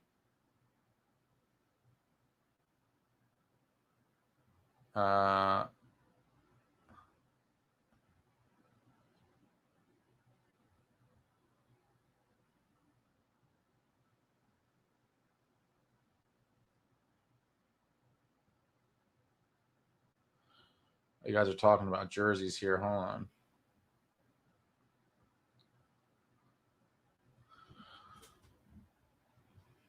People get very excited and opinionated about the jerseys, huh?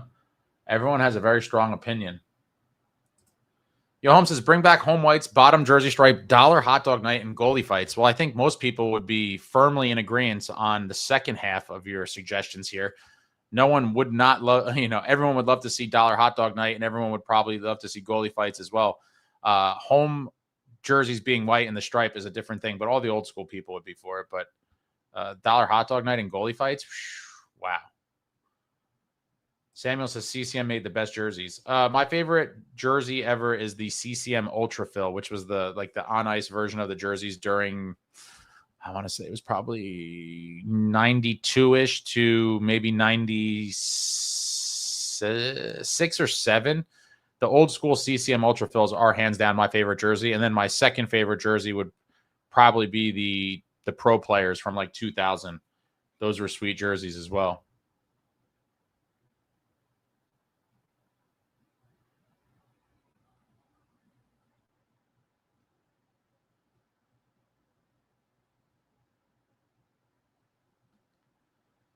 Chick-fil-A tomorrow. So has anyone ever Chick-fil-A tomorrow? So what is it? If the Devils score the first goal of the game, there's a Chick-fil-A promotion where apparently the whole arena gets free something from Chick-fil-A. I've been at tons of games they scored first. I've never actually done it. I don't even there's a Chick-fil-A somewhere close to me, but I'm certainly not going to go out of my way to go get like free chicken tenders or whatever they're giving you. But I've read somewhere that it's hard to like load it in the app or something. Has anyone actually done this? If you have, tell me in the chat what the whole deal with the Chick-fil-A thing is. I've never actually done it or tried to.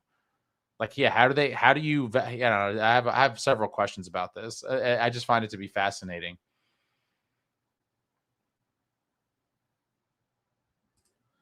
Indefinite Rage, 9 years old. The first game they were won in baby carriers, meeting Ray Shiro, Hugh Weber in the lounge. Awesome. Weber sent a care package of the house to the house full of infant Devils gear. Had NJ at our wedding too. That's awesome. Yeah, I talked to Hugh a couple times back in the day when he was with the team. He seemed like a very nice guy, and he was always, in the mix at the games.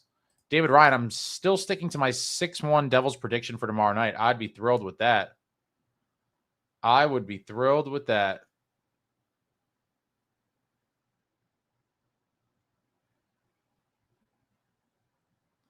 Michael says, I say the dog and he Schauser both get goals tomorrow night. Oh, man. Listen, I would love to take it from take the goals anywhere they come from. But those are two guys I'd be stoked to see score. I want to see Dilly get another one so bad. 3 in a row for Dilly would be incredible. Alan says this may be a kid's show, Ace, but this is a man's game. It certainly is. The National Hockey League is certainly a man's game, and you get reminded of it every so often. How about that hit? Dougie on Domi the other night? I can't talk about that one enough either. I mean, that was crazy. He popped him real nice. Dogzilla, Bettman, what a hit by Dougie. I hope we see more of those on the year. Bettman was hardcore pulling for the Devils to go to Nashville. It was winning in 95 that basically saved the Devils. There were a ton of press and endless sheer articles in the Star Ledger on this. Yeah, I remember. And then I did remember hearing from somewhere that it was all kind of a well-run, not necessarily ploy, but it was basically McMullen's way of getting leverage over the New Jersey Sports Entertainment Authority, NJSEA, New Jersey Sports Entertainment Authority, I think it is, that owned the old arena. And I guess he was trying to get more favorable lease terms and get some money off, whatever it was. He was in a dispute with them that was primarily financial, I believe, and kind of threatened to go to Nashville as, a negotiating tactic. I don't know that if we'll ever find out or if anyone would even actually know the true story on that, but that was kind of one of the rumors or whatever that was out there.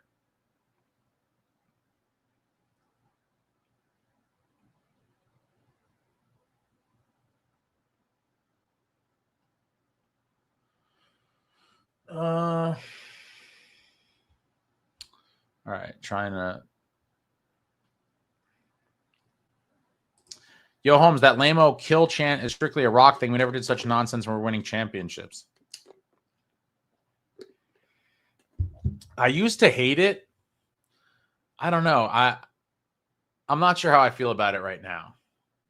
I don't know that I hate it anymore. I definitely don't love it. I'm kind of on the fence about that one. Like, there's certain things I hate. I think that the screaming "you suck" is just so dumb. I cringe. I've never said it once in my life. I've thought it was stupid from the first time I ever heard it, and I was like, oh my God, this is so corny. I think it's terrible. But that'll never go away. People apparently love screaming "you suck" more than you ever could imagine.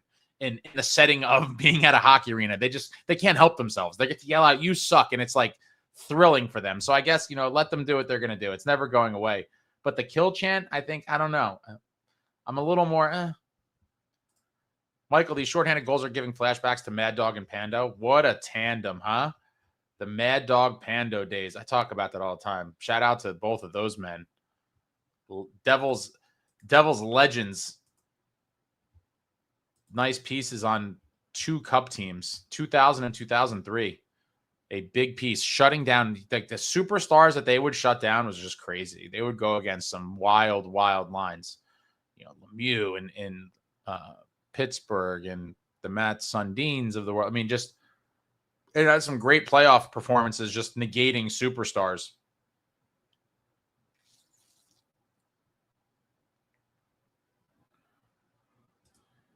Wait. Critter says I would rather see Casey over Nemitz. I don't know about all that, but I think Nemitz is going to be really good. I think Casey is going to be as well, but I think Nemitz is better in the D zone than Casey is at this moment. And right now, we need the most seasoned guys we could put out there because this team is just on another level. I wouldn't want to mess with that at all.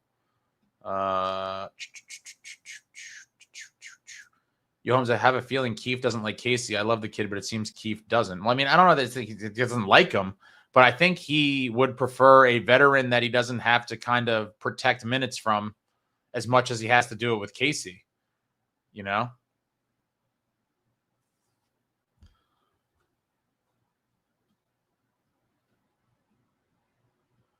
All right. Ryder, this team doesn't have a flaw. That's why we are so good. And Keefe is keeping it real every night. You love to see. Yeah. What is the weakness? We have none. There is no weakness. This team, and that's why this team is a beast. An absolute beast. Go buy your tickets. What are you people doing? We are on a 6-game heater Friday night at the Rock, taking on a San Jose Sharks team looking to win their second in a row for probably it's had to be at least, they were winless in 17. So it's been a while since they won a game. Let's not let them win a second game. Gabagool, everyone is crediting Fitzy's moves as they should for our success this season, but don't forget Keefe brought some of his coaches in the season too. Yeah, you can't discredit any of it. It's a bunch of things happening to make this team better. Shaw could have a nice chunk to do with that. An improved bottom six. Our boy Grits comes over. I mean, wow. Hopefully no injuries. Could be a special season, folks. Could be a special season. Alex, when did the You Suck start? Was that way back? It's been a while. Does anyone remember exactly when it started? I don't remember. Ryder, biggest question. Do you go back to Allen or let Dawes take on the Sharks? I'm 50-50. Someone asked this last night. I said I could make the argument either way.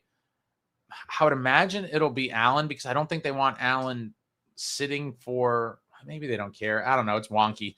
The way goaltending is treated these days, it's sometimes hard to predict. And then there's another level of unpredictability for me in this one because it's Allen and Dawes. So I don't know. It's a very tough one. Like I said, I can make the argument either way. I just don't know that. I mean, it's only one extra night, I guess. So if they go back to Dawes, I just can't see it, I don't think. But yeah, because people are saying, oh, play Allen both games against the Avs. If they do go back to Dawes, then that would leave 5 days between starts. Allen started Tuesday the 21st, then he's not going to play again until Sunday the 26th. I mean, not the end of the world, but I don't know. I think – wait, and that's the 30th. The 30th is a Thursday. Yeah, it really just depends, I guess, more so on how they want to treat the West Coast trip because you got Avalanche, Sharks, Kings, and Ducks. So Dawes is going to play at a minimum one of those games. At a minimum. So we'll see. This one is very hard to call for me. I can't really predict this one. I guess if I had to guess, I think you see Allen tomorrow, but who knows?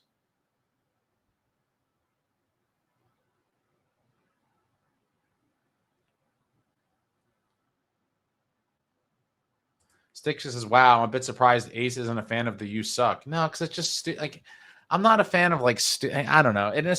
And there is no limit to it, right? So people are, if we're down 5-0 and we score a goal, these people are going to scream You Suck, and it's like you suck. They're winning 5-1 and we're saying you suck.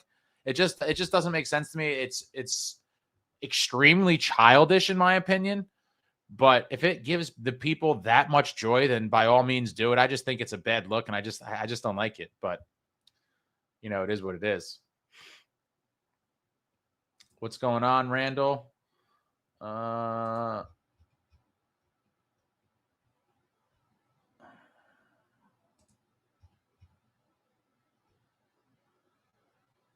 Collect records. Just saw the Reeves versus Rempe fight. Reeves clocked him a few times. I did see that online, and I'll say Rempe did much better than I thought he would have. I mean, he ate some. I mean, he did. Listen, Rempe, I'll just say off the beginning here, he did okay for himself. He didn't get absolutely massacred. Now, he did take the bigger shots for sure. Reeves hit him with a couple of nice ones. One of them buckled him. And to his credit, Rempe got right back up. He actually kind of got he got knocked down essentially, but jumped right back up. And he likes the same hand. I love that move. Now, this wasn't always a thing back in the day. It's more prominent now where they punch with the same hand they're holding with.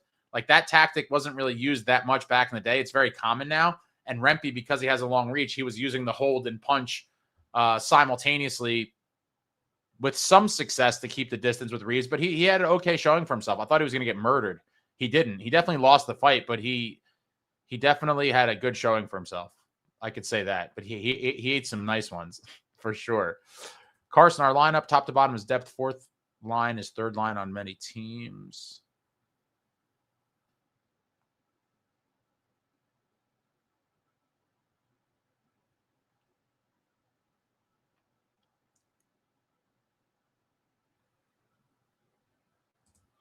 Dogzilla, Grit shot yesterday was crazy fast release. Looking forward to the Sharks game. If he's still getting time with the second line, we could see some electric plays from the kid. I think you could see some electric plays from him regardless of who he plays with. I think no matter where he is, he's going to produce and he's going to look good doing it. I really believe Gritsuk is that good. Love seeing him get power play time. Obviously, to see his excitement, obviously playing with the big dogs, or two of the big dogs anyway, in Nico and Timo. And he was up for the challenge. He really was.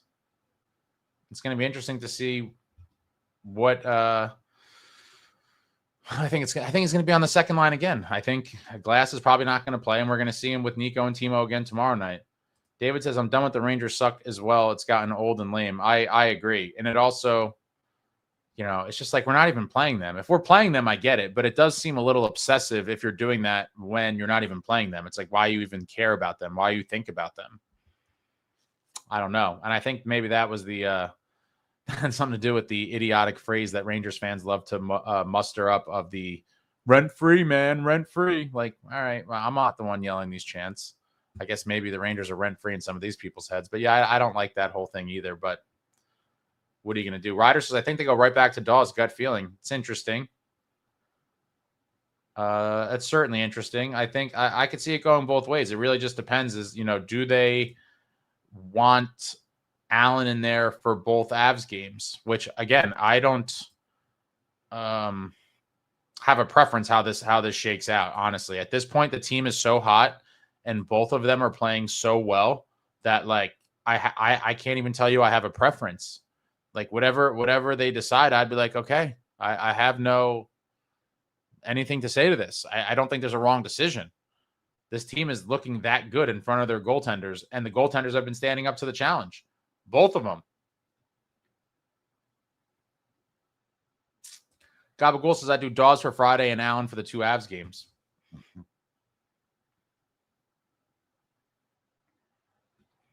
Playing with fire, putting Colorado on the power play. Yeah.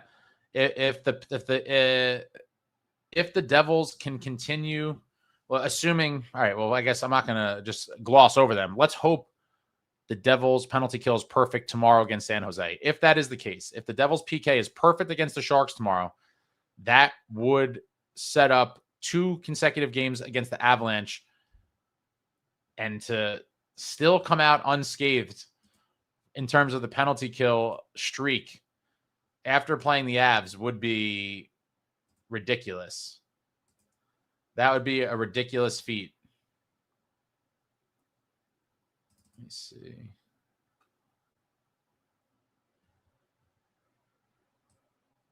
Where are they on the chart? Their power play is struggling at the moment, but I mean, with the weapons they have, I can't expect that to be the case for long.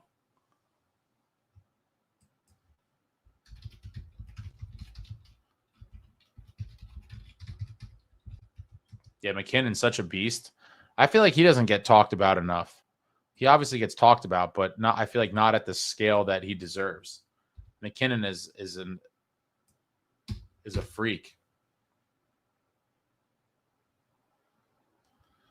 What is going on with the Avalanche power play? It's got to be brutal. They're not even in the top 25. This website cuts it off. StatMuse cuts it off. They only show the top 25, and then it's like unlock the data, and it's like the to sign up for it's like a ridiculous amount of money. I forget what it is. I wanted to do it, but when I saw the price, I was like, "You're dreaming." I think it was like hundreds of dollars a month. AVA says, "Could you see them going after Toffoli again at the deadline?" No, I can't, but that would be crazy. Oh my god, a cup run with Toffoli back? Wow, that would be nuts. That would be so nuts. I can't see it happening, but that would be really nuts. Devil Heaven, I'm very confident in Dawsey. I've never not been confident in him. I think he's going to be a good one, whether it's with the Devils or somewhere else. I do think he's a legit NHL starting goalie. Gabagool, I agree on the you suck thing. I was at my first game on Wednesday and it seemed lame. Yeah, it is, but now that people have been doing it for years, you're never getting that back. That'll always be a thing.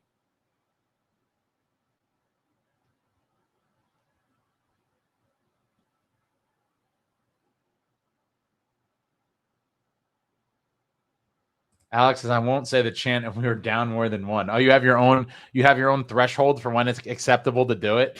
That's hilarious.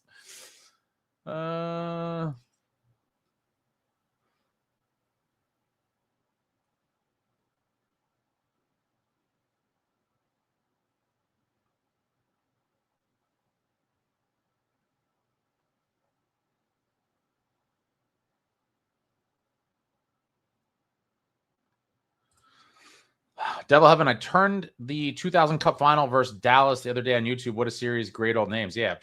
Insane. Jay Snow, Donnie LaGreca was interviewed today about the Devils. Where was that at? There's so much stuff coming from all angles. Shout out. I appreciate all of you that watch the videos and come to the lives. There is just so much available information and content on the internet these days that I don't even know how people keep up with it all. Like there's incessant everything. Like it's just content overload, videos and articles and books and movies and this and that and audio tapes and there is just so much stuff coming from everywhere for people to ingest. And so I really appreciate all of you for, partaking in these lives and watching the videos and whatever. It's been really fun. But yeah, where is this LaGreca interview? I'd love to. Don's the man. Talking hockey with Don is phenomenal.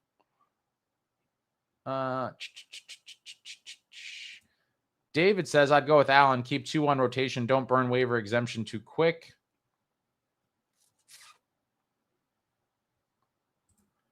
Brett, did you ever check out those Beatles songs the other day?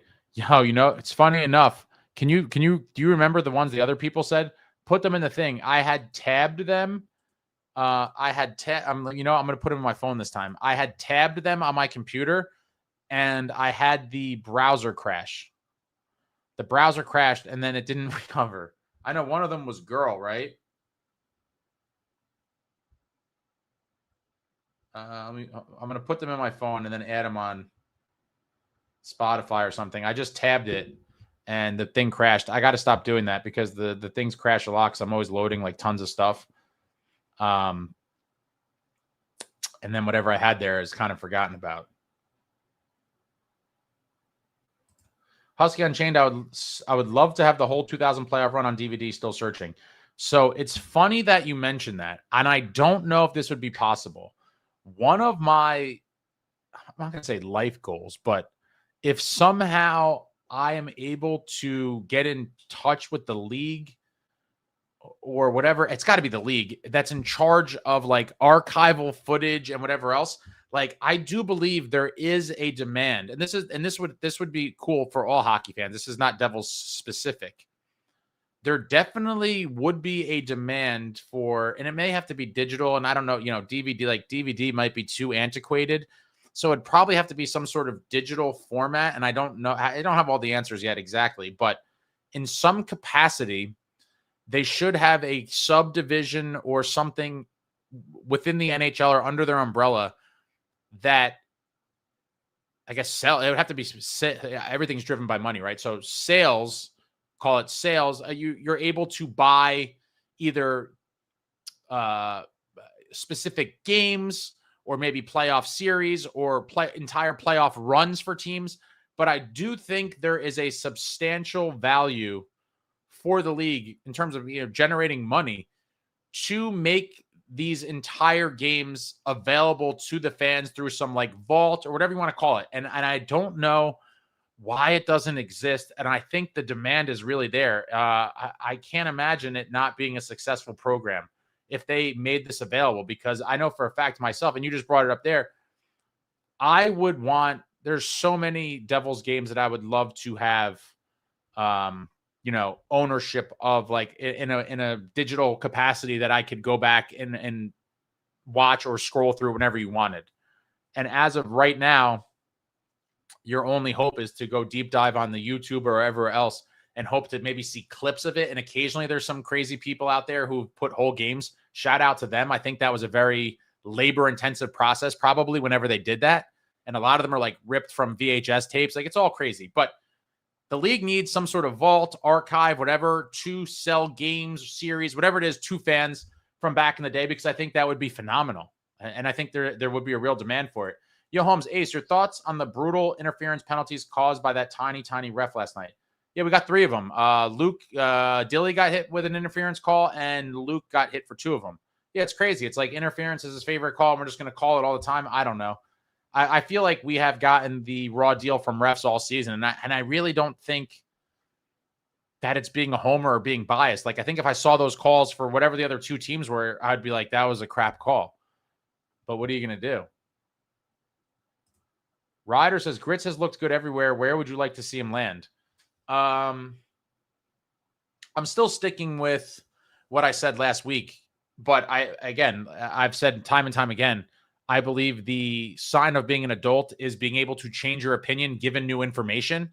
And so now I believe I'm close to 100% convinced that he could succeed in the top 6 role and handle it. I think I don't think it's too much for him. And if it is at the moment, I don't think it will be for much longer, but I think he's ready. Like, I honestly believe he is ready based on what we saw last night.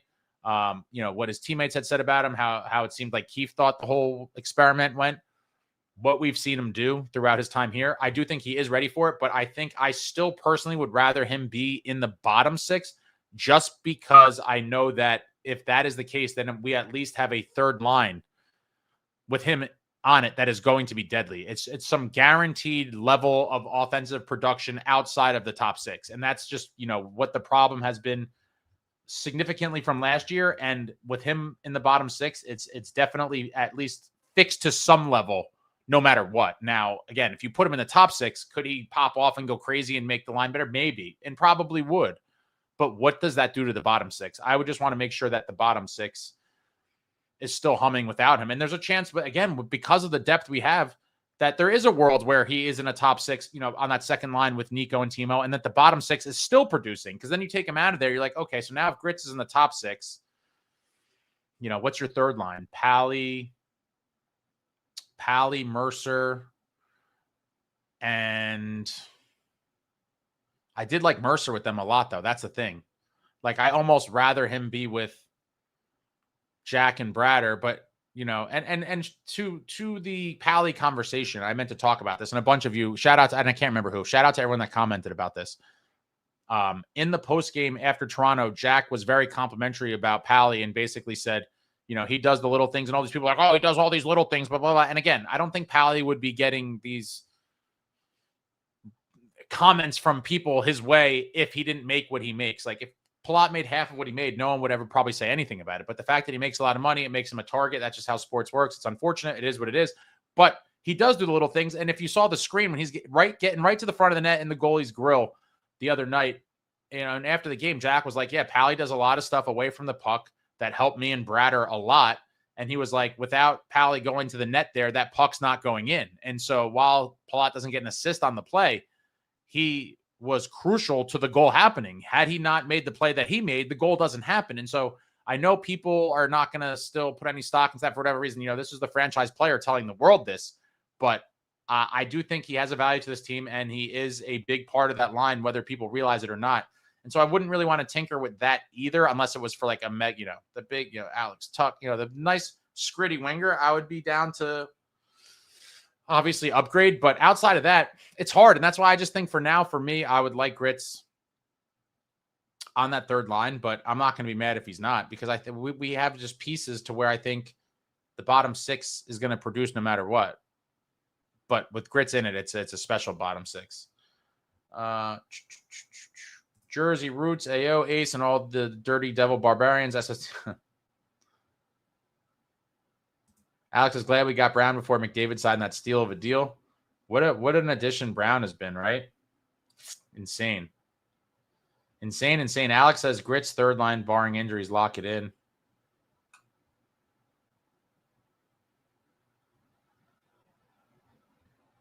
The interview was on Morning Cup of Hockey. All right, I'm going to try to... Let me put that in here.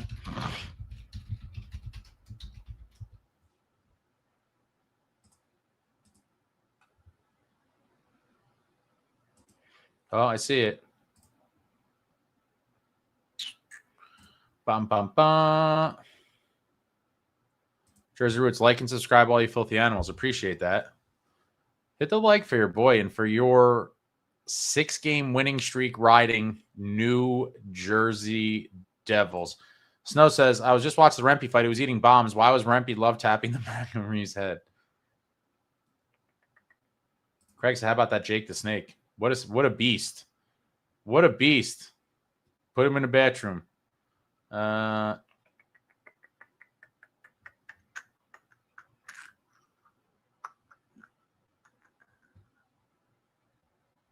Oh, you guys are...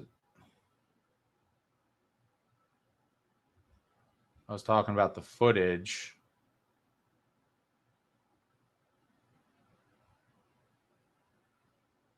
They had this called NHL Vault. Nobody paid for it. This existed.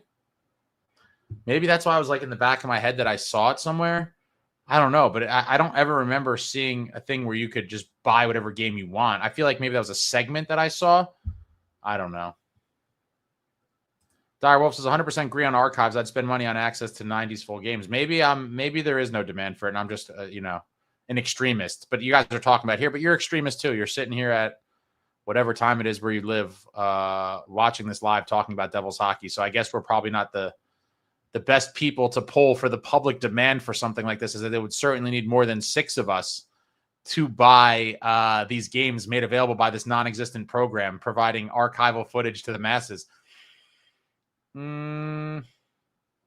Watching games from back then, the quality is so funny. Oh yeah, I mean, obviously pre HD, it's like the old school video games. You're like, what? People watched games like this, but I remember those days. Yeah, I grew up with no internet. Best of times. Looking back, my childhood was busy and priceless. Yeah, it was fun to be a kid back in the day, building forts and manhunt before the streetlights. Yep. Daniel says, remember puck tracks? That was some lame graphics. Is that the glow puck? You're talking about the puck that would have the comet tail? You'd see the slapper and you'd see the streak run across the thing. You remember that?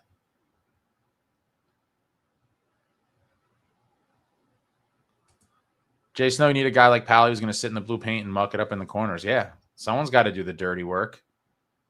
And it paid off the other night. Yeah, the glow puck thing was hilarious.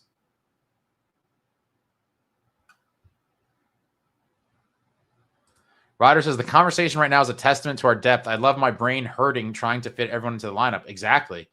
When the depth is beautiful. Whenever you have these agonizing decisions to make, that means things are grand. Things are grand. And right now, or in the very near future, I should say, when some of these guys are healthy and available to play, Sheldon Keefe is going to have some very difficult decisions ahead of him. And it's a beautiful thing to have to make these tough decisions. That means you have a lot of pieces and you are deep. Deep. Husky says, I have the final on DVD, but I'm looking for the whole playoff run. That's going to probably be nearly impossible to find. You would have to find some lunatic who VHS taped essentially all of it. There's got to be at least one person out there who did it, but it depends on what year you're talking about, Husky. What year?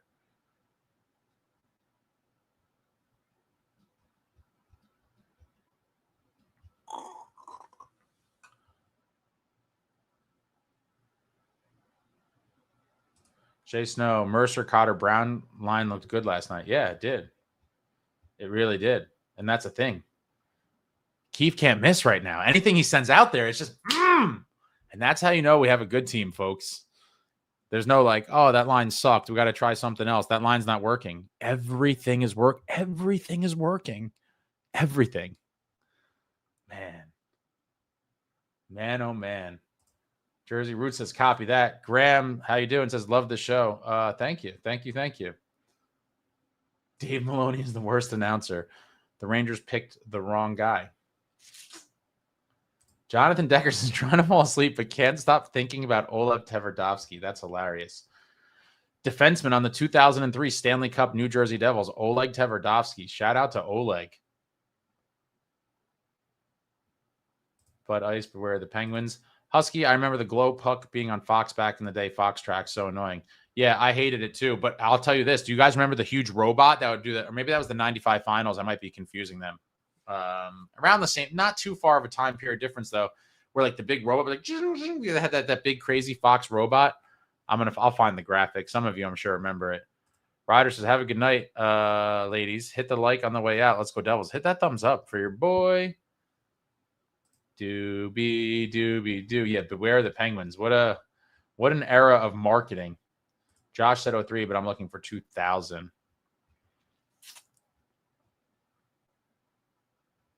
I would love all of them.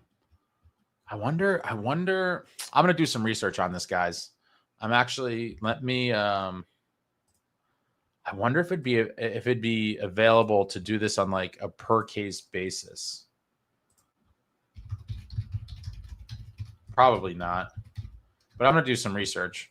I do think that would be cool. I would imagine if did Blu-ray kind of failed, right? I mean, I don't even know. Do they still sell Blu-rays? Is that even still a technology? I feel like everything is digital and anything tangible is dead, except for like vinyl records, which I'm glad about. I do have a record player and I do have some records. I have to set all that stuff up, but, that made a resurgence as a form of kind of antiquated media that has made a comeback with the whole kind of retro vinyl record player movement. But whether it's DVD or Blu-ray, whatever, there would be a digital download component as well. But how sick would it be if the Devils in the league released like a box set? And again, whatever format you want it to be, right? But a Blu-ray, DVD, whatever, and there's a digital thing so you have it on your computer. But a box set of like the championship years, like key games and all in the entire playoff run. That'd be pretty sick.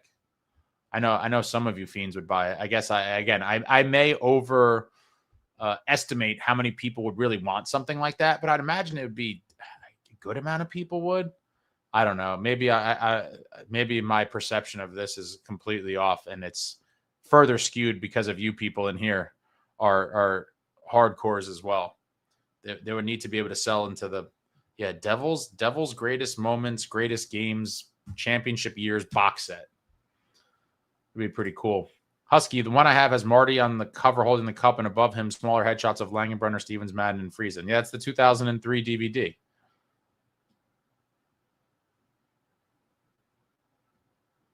Yes, we know. Fitz is going to have to figure out the money when Kobe comes back, whenever that is.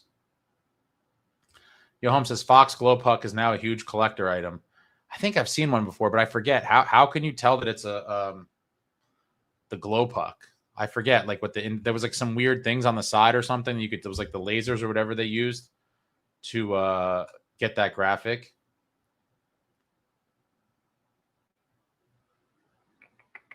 They do still sell Blu-ray. Okay. Yeah, I don't think I know anyone who watches Blu-ray. And does anyone here watch Blu-rays? Like where do we even? You'd have to go to like Best Buy and buy the Blu-ray. It is interesting to me, but there is something. I'm a tangible physical copy guy as well. Like I remember when the push away from CDs. I mean, does everything still even come out on CD? I feel like limited things do, but most things do not. When I was a kid, I used to love buying. I remember when albums would come out, going to the store to buy the CD. Like that was a moment. And to like open the CD and flip through the artwork. Like, yeah, there's something to be said about holding the actual thing versus like, oh, the album came out. let me go stream it on Spotify. Like, certainly lost its luster. And I guess we'll file this as how much better was stuff back in the day, volume 6,922. Physical media. Devil Heaven Devs fans, have a great one. See you tomorrow. Devil Heaven, baby. Good night. Good night.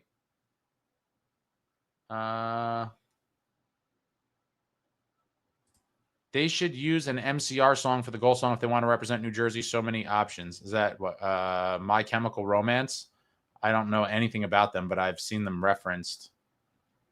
Josh said, I like having physical media for certain movies or shows. That makes sense. Devil Heaven, first VHS Heaven, second Heaven, 03 Cup Vid DVD, I think. Yep, that is correct. Yo, Holmes, the Fox Tracks glow puck had 4 little sensor nodes around the center. Okay.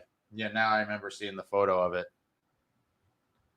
Yeah, and I if I'm not mistaken, I remember hearing that the technology to produce those pucks made them quite expensive compared to a regular puck. Obviously, pucks, the league is probably getting, they're probably a couple bucks. It's vulcanized rubber versus whatever the technology that was embedded into the glow track pucks. Obviously, night and day difference in terms of cost. And I think that was one of the things they cited, because so many pucks, and this is before the nets were at the the nets went up above the glass. So back then, way more pucks per game would shoot out of the ice surface. So they're probably like, whoa, we're just lighting a few grand on fire minimum a game, just watching these expensive pucks go into the crowd. Indefinite Rage, first CD I bought with birthday money was Alien Ant Farm Anthology at Coconuts. Oh man, I remember Coconuts in Parlin. We'll always remember a moment like that for sure. There's certain things that'll always be super nostalgic,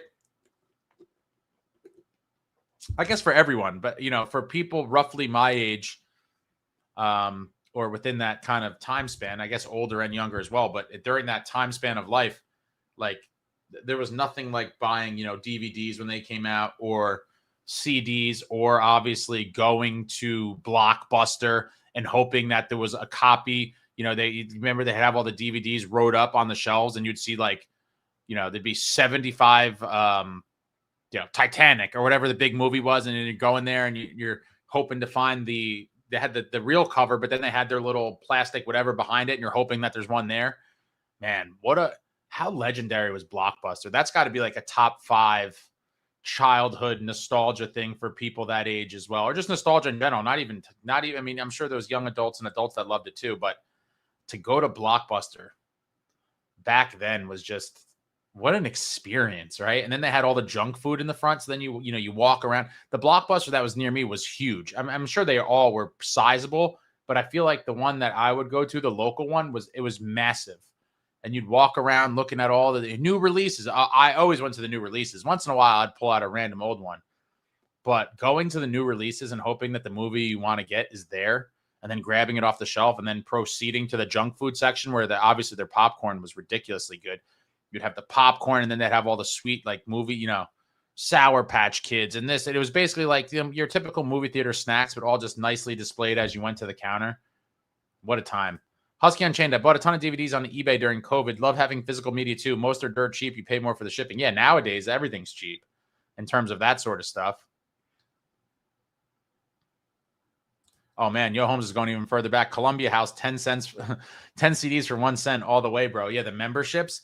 I remember, there was Random House, right? Random House, Columbia House. There was a few of them. I remember that. They must have been taken for, it was like you basically were getting that promo they were advertising, but then you were signed up for like a membership or something, right? I forget. I do think me and my friends sent out a bunch of them, and we did end up getting a few back. I forget what the whole process was back then, but yeah, that was, what a time. Vince, I'm 33 and grew up in the VHS to CD phase, then became an adult and everything is a computer. Teachers used to tell me, we'll never have a calculator in your back pocket. I remember that. Yeah, I remember that too. And it's like, I think we might always have a calculator on us.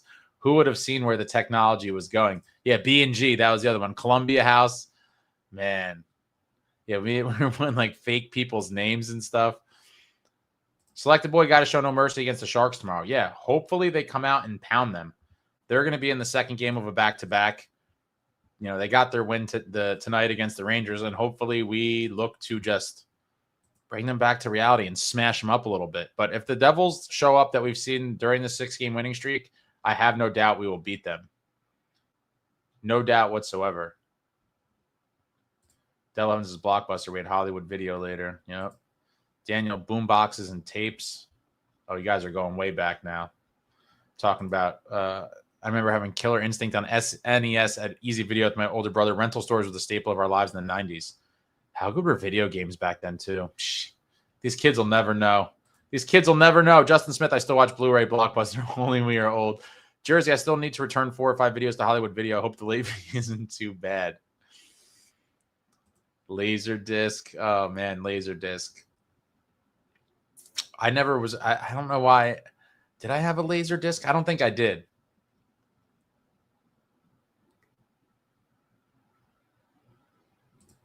Yo, Holmes, I had a local town video store. It was dope. Video store guy always hit on the recommendations.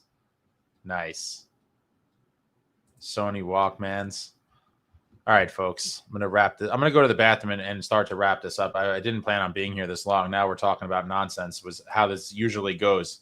But I appreciate you guys talking about the random nonsense, too. It's always fun. But Devils looking to make it 7 in a row tomorrow. I'm going to use the bathroom real quick, and then I'll start winding this down. If anyone has any recommendations or anything, guys, I will say I have the grandest of plans for running with the Devils. And again, I don't know how many of them I will be able to accomplish, but I have some grand visions, and hopefully some of them come true.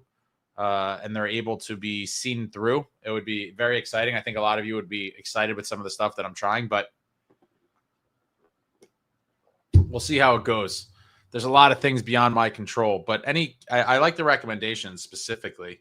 If anyone has recommendations about anything, last time the recommendations brought someone saying they didn't want to see the food stuff, which I was a little hurt by, if I'm being honest, a little hurt. And then I just, like I always do in true, judicial fashion, I said, well, we're gonna put this to the audience here. If the audience votes they don't want to see the food stuff anymore, the food stuff's gone. I'm trying to give the people what they want.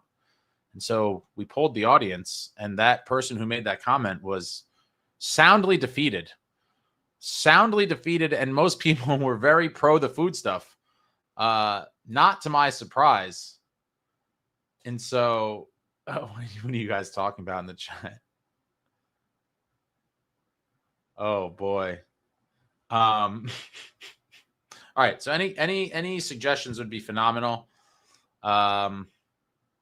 Be back in 2 minutes. Gonna use the bathroom, come back, and start winding this down. So if you have anything worthwhile, whatever it is, throw it out there. But definitely like the recommendations. Appreciate you all for joining us on this non-game night while our New Jersey Devils are riding a 6-game winning streak. Be right back. And we start winding it down. Throw out the suggestions, though. I need some ideas. What do you guys got for me? We need some ideas.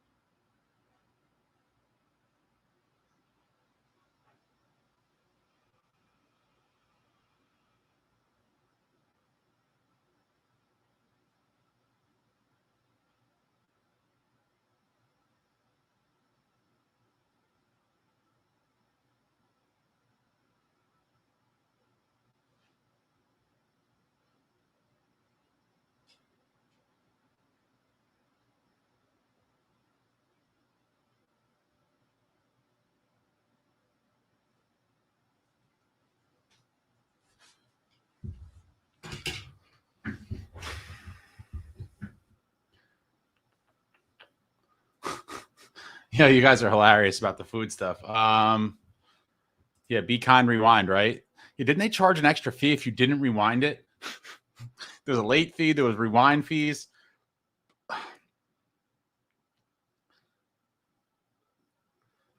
Yeah, I know that Blockbuster in Bend, Oregon, right? That was a really cool Netflix special. They did that. Husky says, "Don't take Ace's food away." Yeah, it's the only remaining Blockbuster, Bend, Oregon, and it's become like a tourist attraction. You come on with the guys, the language. All the kids are probably sleeping now, but they might be watching tomorrow. Daniel, shake it off, Ace. Keep up the food talk. Okay, we love the food stuff. Yeah, Jonathan, I agree with Daniel Walker. Ever since Chico Eats ended, it left a hole in my heart that can only be mended by Ace food reviews. I'm gonna try to do. I love Chico Eats. Chico is the absolute man. I'm going to try to do some. Someone mentioned the popcorn. That's high on my list. I have to maybe try to knock that out tomorrow, maybe. But yeah, I'm always going to have a little bit of a food element. Oh, check out tomorrow. I will be dropping the vlog from last night. Probably, I don't know. I have to go back and look at some of the footage, but yeah, there's some decent stuff in there. The vlog from the big win against the Wild. Obviously, the locker room interviews will be in there. Keefe, some stuff from throughout the game. But yeah, so look for that. I know a lot of you like the vlog stuff. That'll be out tomorrow for the Wild game. Chico Eats was awesome. I used to love it. There was so many great segments back in the day. Matt and the Maven was a great one. Indefinite Rage should have another call in to the streams. Could be fun. Could also go off the rails. Yeah, no, I know.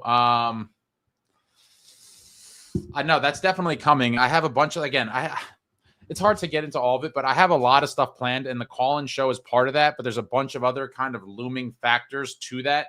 So I haven't kind of set that up yet, but we'll see where, but there's definitely gonna be some call-in shows. I know you guys like that. It definitely could go off the rails as well, but that's why it's nice to have the button where I'm like, all right, this is gonna, and true. It's just like, true radio talk show fashion. They got the dump button and it's like, all right, we've heard enough. Sayonara, click.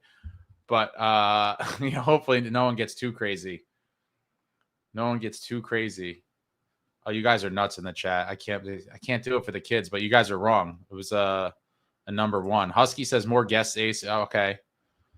I know everyone likes guests. I have a bunch of interesting potential guests as well. I'll definitely, as the season goes on, you're going to see a lot of interesting things, I hope. Again, grand plans. A lot of it goes beyond my control, but we're going to see. We are going to see. The hot boxes that would give you all the channels and pay-per-views. I might know something about that. That's old school cable. You need a parental advisory sign. I think I'm going to have some interviews with some former players coming up in the near future that are certainly going to require parental advisory signs, because they need them. Husky says Gen Pop call-ins are a bad idea. You don't like it, huh? Yeah, I mean, that's the thing with call-ins. You can't really control it. And I don't want to be mean to people. I guess we could have a thing where it's like the audience. I think there was I could have sworn I saw something with this kind of concept, but I could be like, but people are crazy too. But if I left it up to the chat and I was like, as soon as 3 people say dump, the call gets dumped. But I feel like everyone would get dumped in 2 seconds because people would just be like, dump. Who didn't like the food reviews? It's like not, that's like not liking Christmas. No, I remember someone said it the other night. I don't remember who, but everyone's entitled to their opinion. I get it. Some people are like, I don't care about that, but it seems like more of you do than don't. So majority rules. Devil have an ace for food reviews rule. Keep it going. Rags lost to the Sharks. Yeah, we talked about that a little while ago. Hopefully the Sharks do not get back-to-back wins. Husky and Chain call-ins are a hit or miss depending on the person who's calling. Jonathan saw Travis Zajac in the club lounge during Edmonton game. Hadn't seen him there before. Wonder if he has a formal gig with the team now or just hanging with the fam. I think he's around the team often. I don't know if he has a formal role or not, but he is around fairly often. But I don't think he does, but he may. I'm not positive. But he does make appearances here and there. And how awesome is it for his kids to just, be able to go to games, and your dad's like a former longtime player for this franchise, and you get to go to games and have that whole experience. That's really cool. That's got to be awesome for his kids. Rate the calling in the chat. Yeah. That's hilarious. Make it a super chat dollar amount to dump calls. That is hilarious. Yo, that is hilarious. There's like a bounty. It's like we're putting a price on this guy's head for this amount of dollars in super chats. You could end his existence immediately. That is so funny. Need unlimited refill cups. When did they have that? That seems too good to be true. And also a risk for diabetes for sure. You know, some of those plastic cups at the arena are pretty large. Yeah, maybe, you know, they're the size of this. This is a 40-ounce cup. People just putting down chain drinking colas at the arena because it's free cups. They're drinking like 900 grams of sugar during one game. The idea of Collins being like the Gong Show is hysterical. I mean, it could be something. I always say, not everything's for everybody. So unfortunately, I don't think it's possible for everyone to like everything that I do. I just hope that a lot of you like a lot of it. I mean, that's the best I could do. Not everything's for everyone. It's impossible to do that. Daniel, remember when cable first came out and you had like a 30-foot cord? Yeah, I remember the old school, the big clunky cable boxes with the wire coming out of the wall. It was what a time to be alive. A simpler time in life and in mankind, I should say. Drinking iced coffee at midnight. My man knows how to party. Yeah, I have a bunch of things to do when I get off of here. Yeah. Yep. But yeah, iced coffee all the way. I used to be an energy drink guy. And then all my friends and family would incessantly text me articles of people that supposedly were like having heart attacks from Red Bull or Monster Energy. I'm still not sure if I believe all that, but I did enough research to realize that it is pretty much poison in a can. And so I switched to the iced coffee. I made the transition about, it's been a while, probably like maybe 8 years ago, 7 years ago. They definitely had at least one free refill on the souvenir cups. How would they keep track of that? How did they keep track if you got a souvenir, a refill or not? I'm super curious.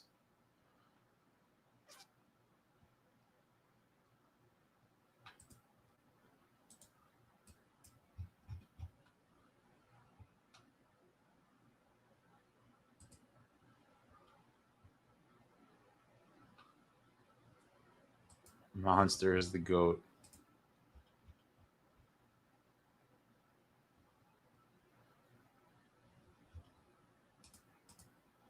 All right, I think that's it, guys. Last chance to throw something out there. Anything? Anyone? Bueller? All right, that's it. That's all she wrote. Do not let the detractors or doomers take away the shine. This New Jersey Devils team is legit. And what a time to be a fan. If you don't have tickets to the games this weekend, get your butt to one of them. The boys need the barn to be rocking, and we're seeing it all come together. It's happening right now. It's right before your eyes. It's all coming together. This team is completely sick. Get your tickets, get to the Rock, scream your face off, give the kids hot dogs, give them all the sugar, whatever they want, eat all the junk food, poke around the Rock. Friday night, tomorrow night, the New Jersey Devils hosting the San Jose Sharks, looking to extend the winning streak to 7, and I need it to happen so badly. Oh, I want it so badly. What a lead into the game on Sunday against the Avs that would be, but it's one at a time. The boys got to take care of business tomorrow, and hopefully we kind of break the trend we've seen of struggling with bad teams, and we just pound on them.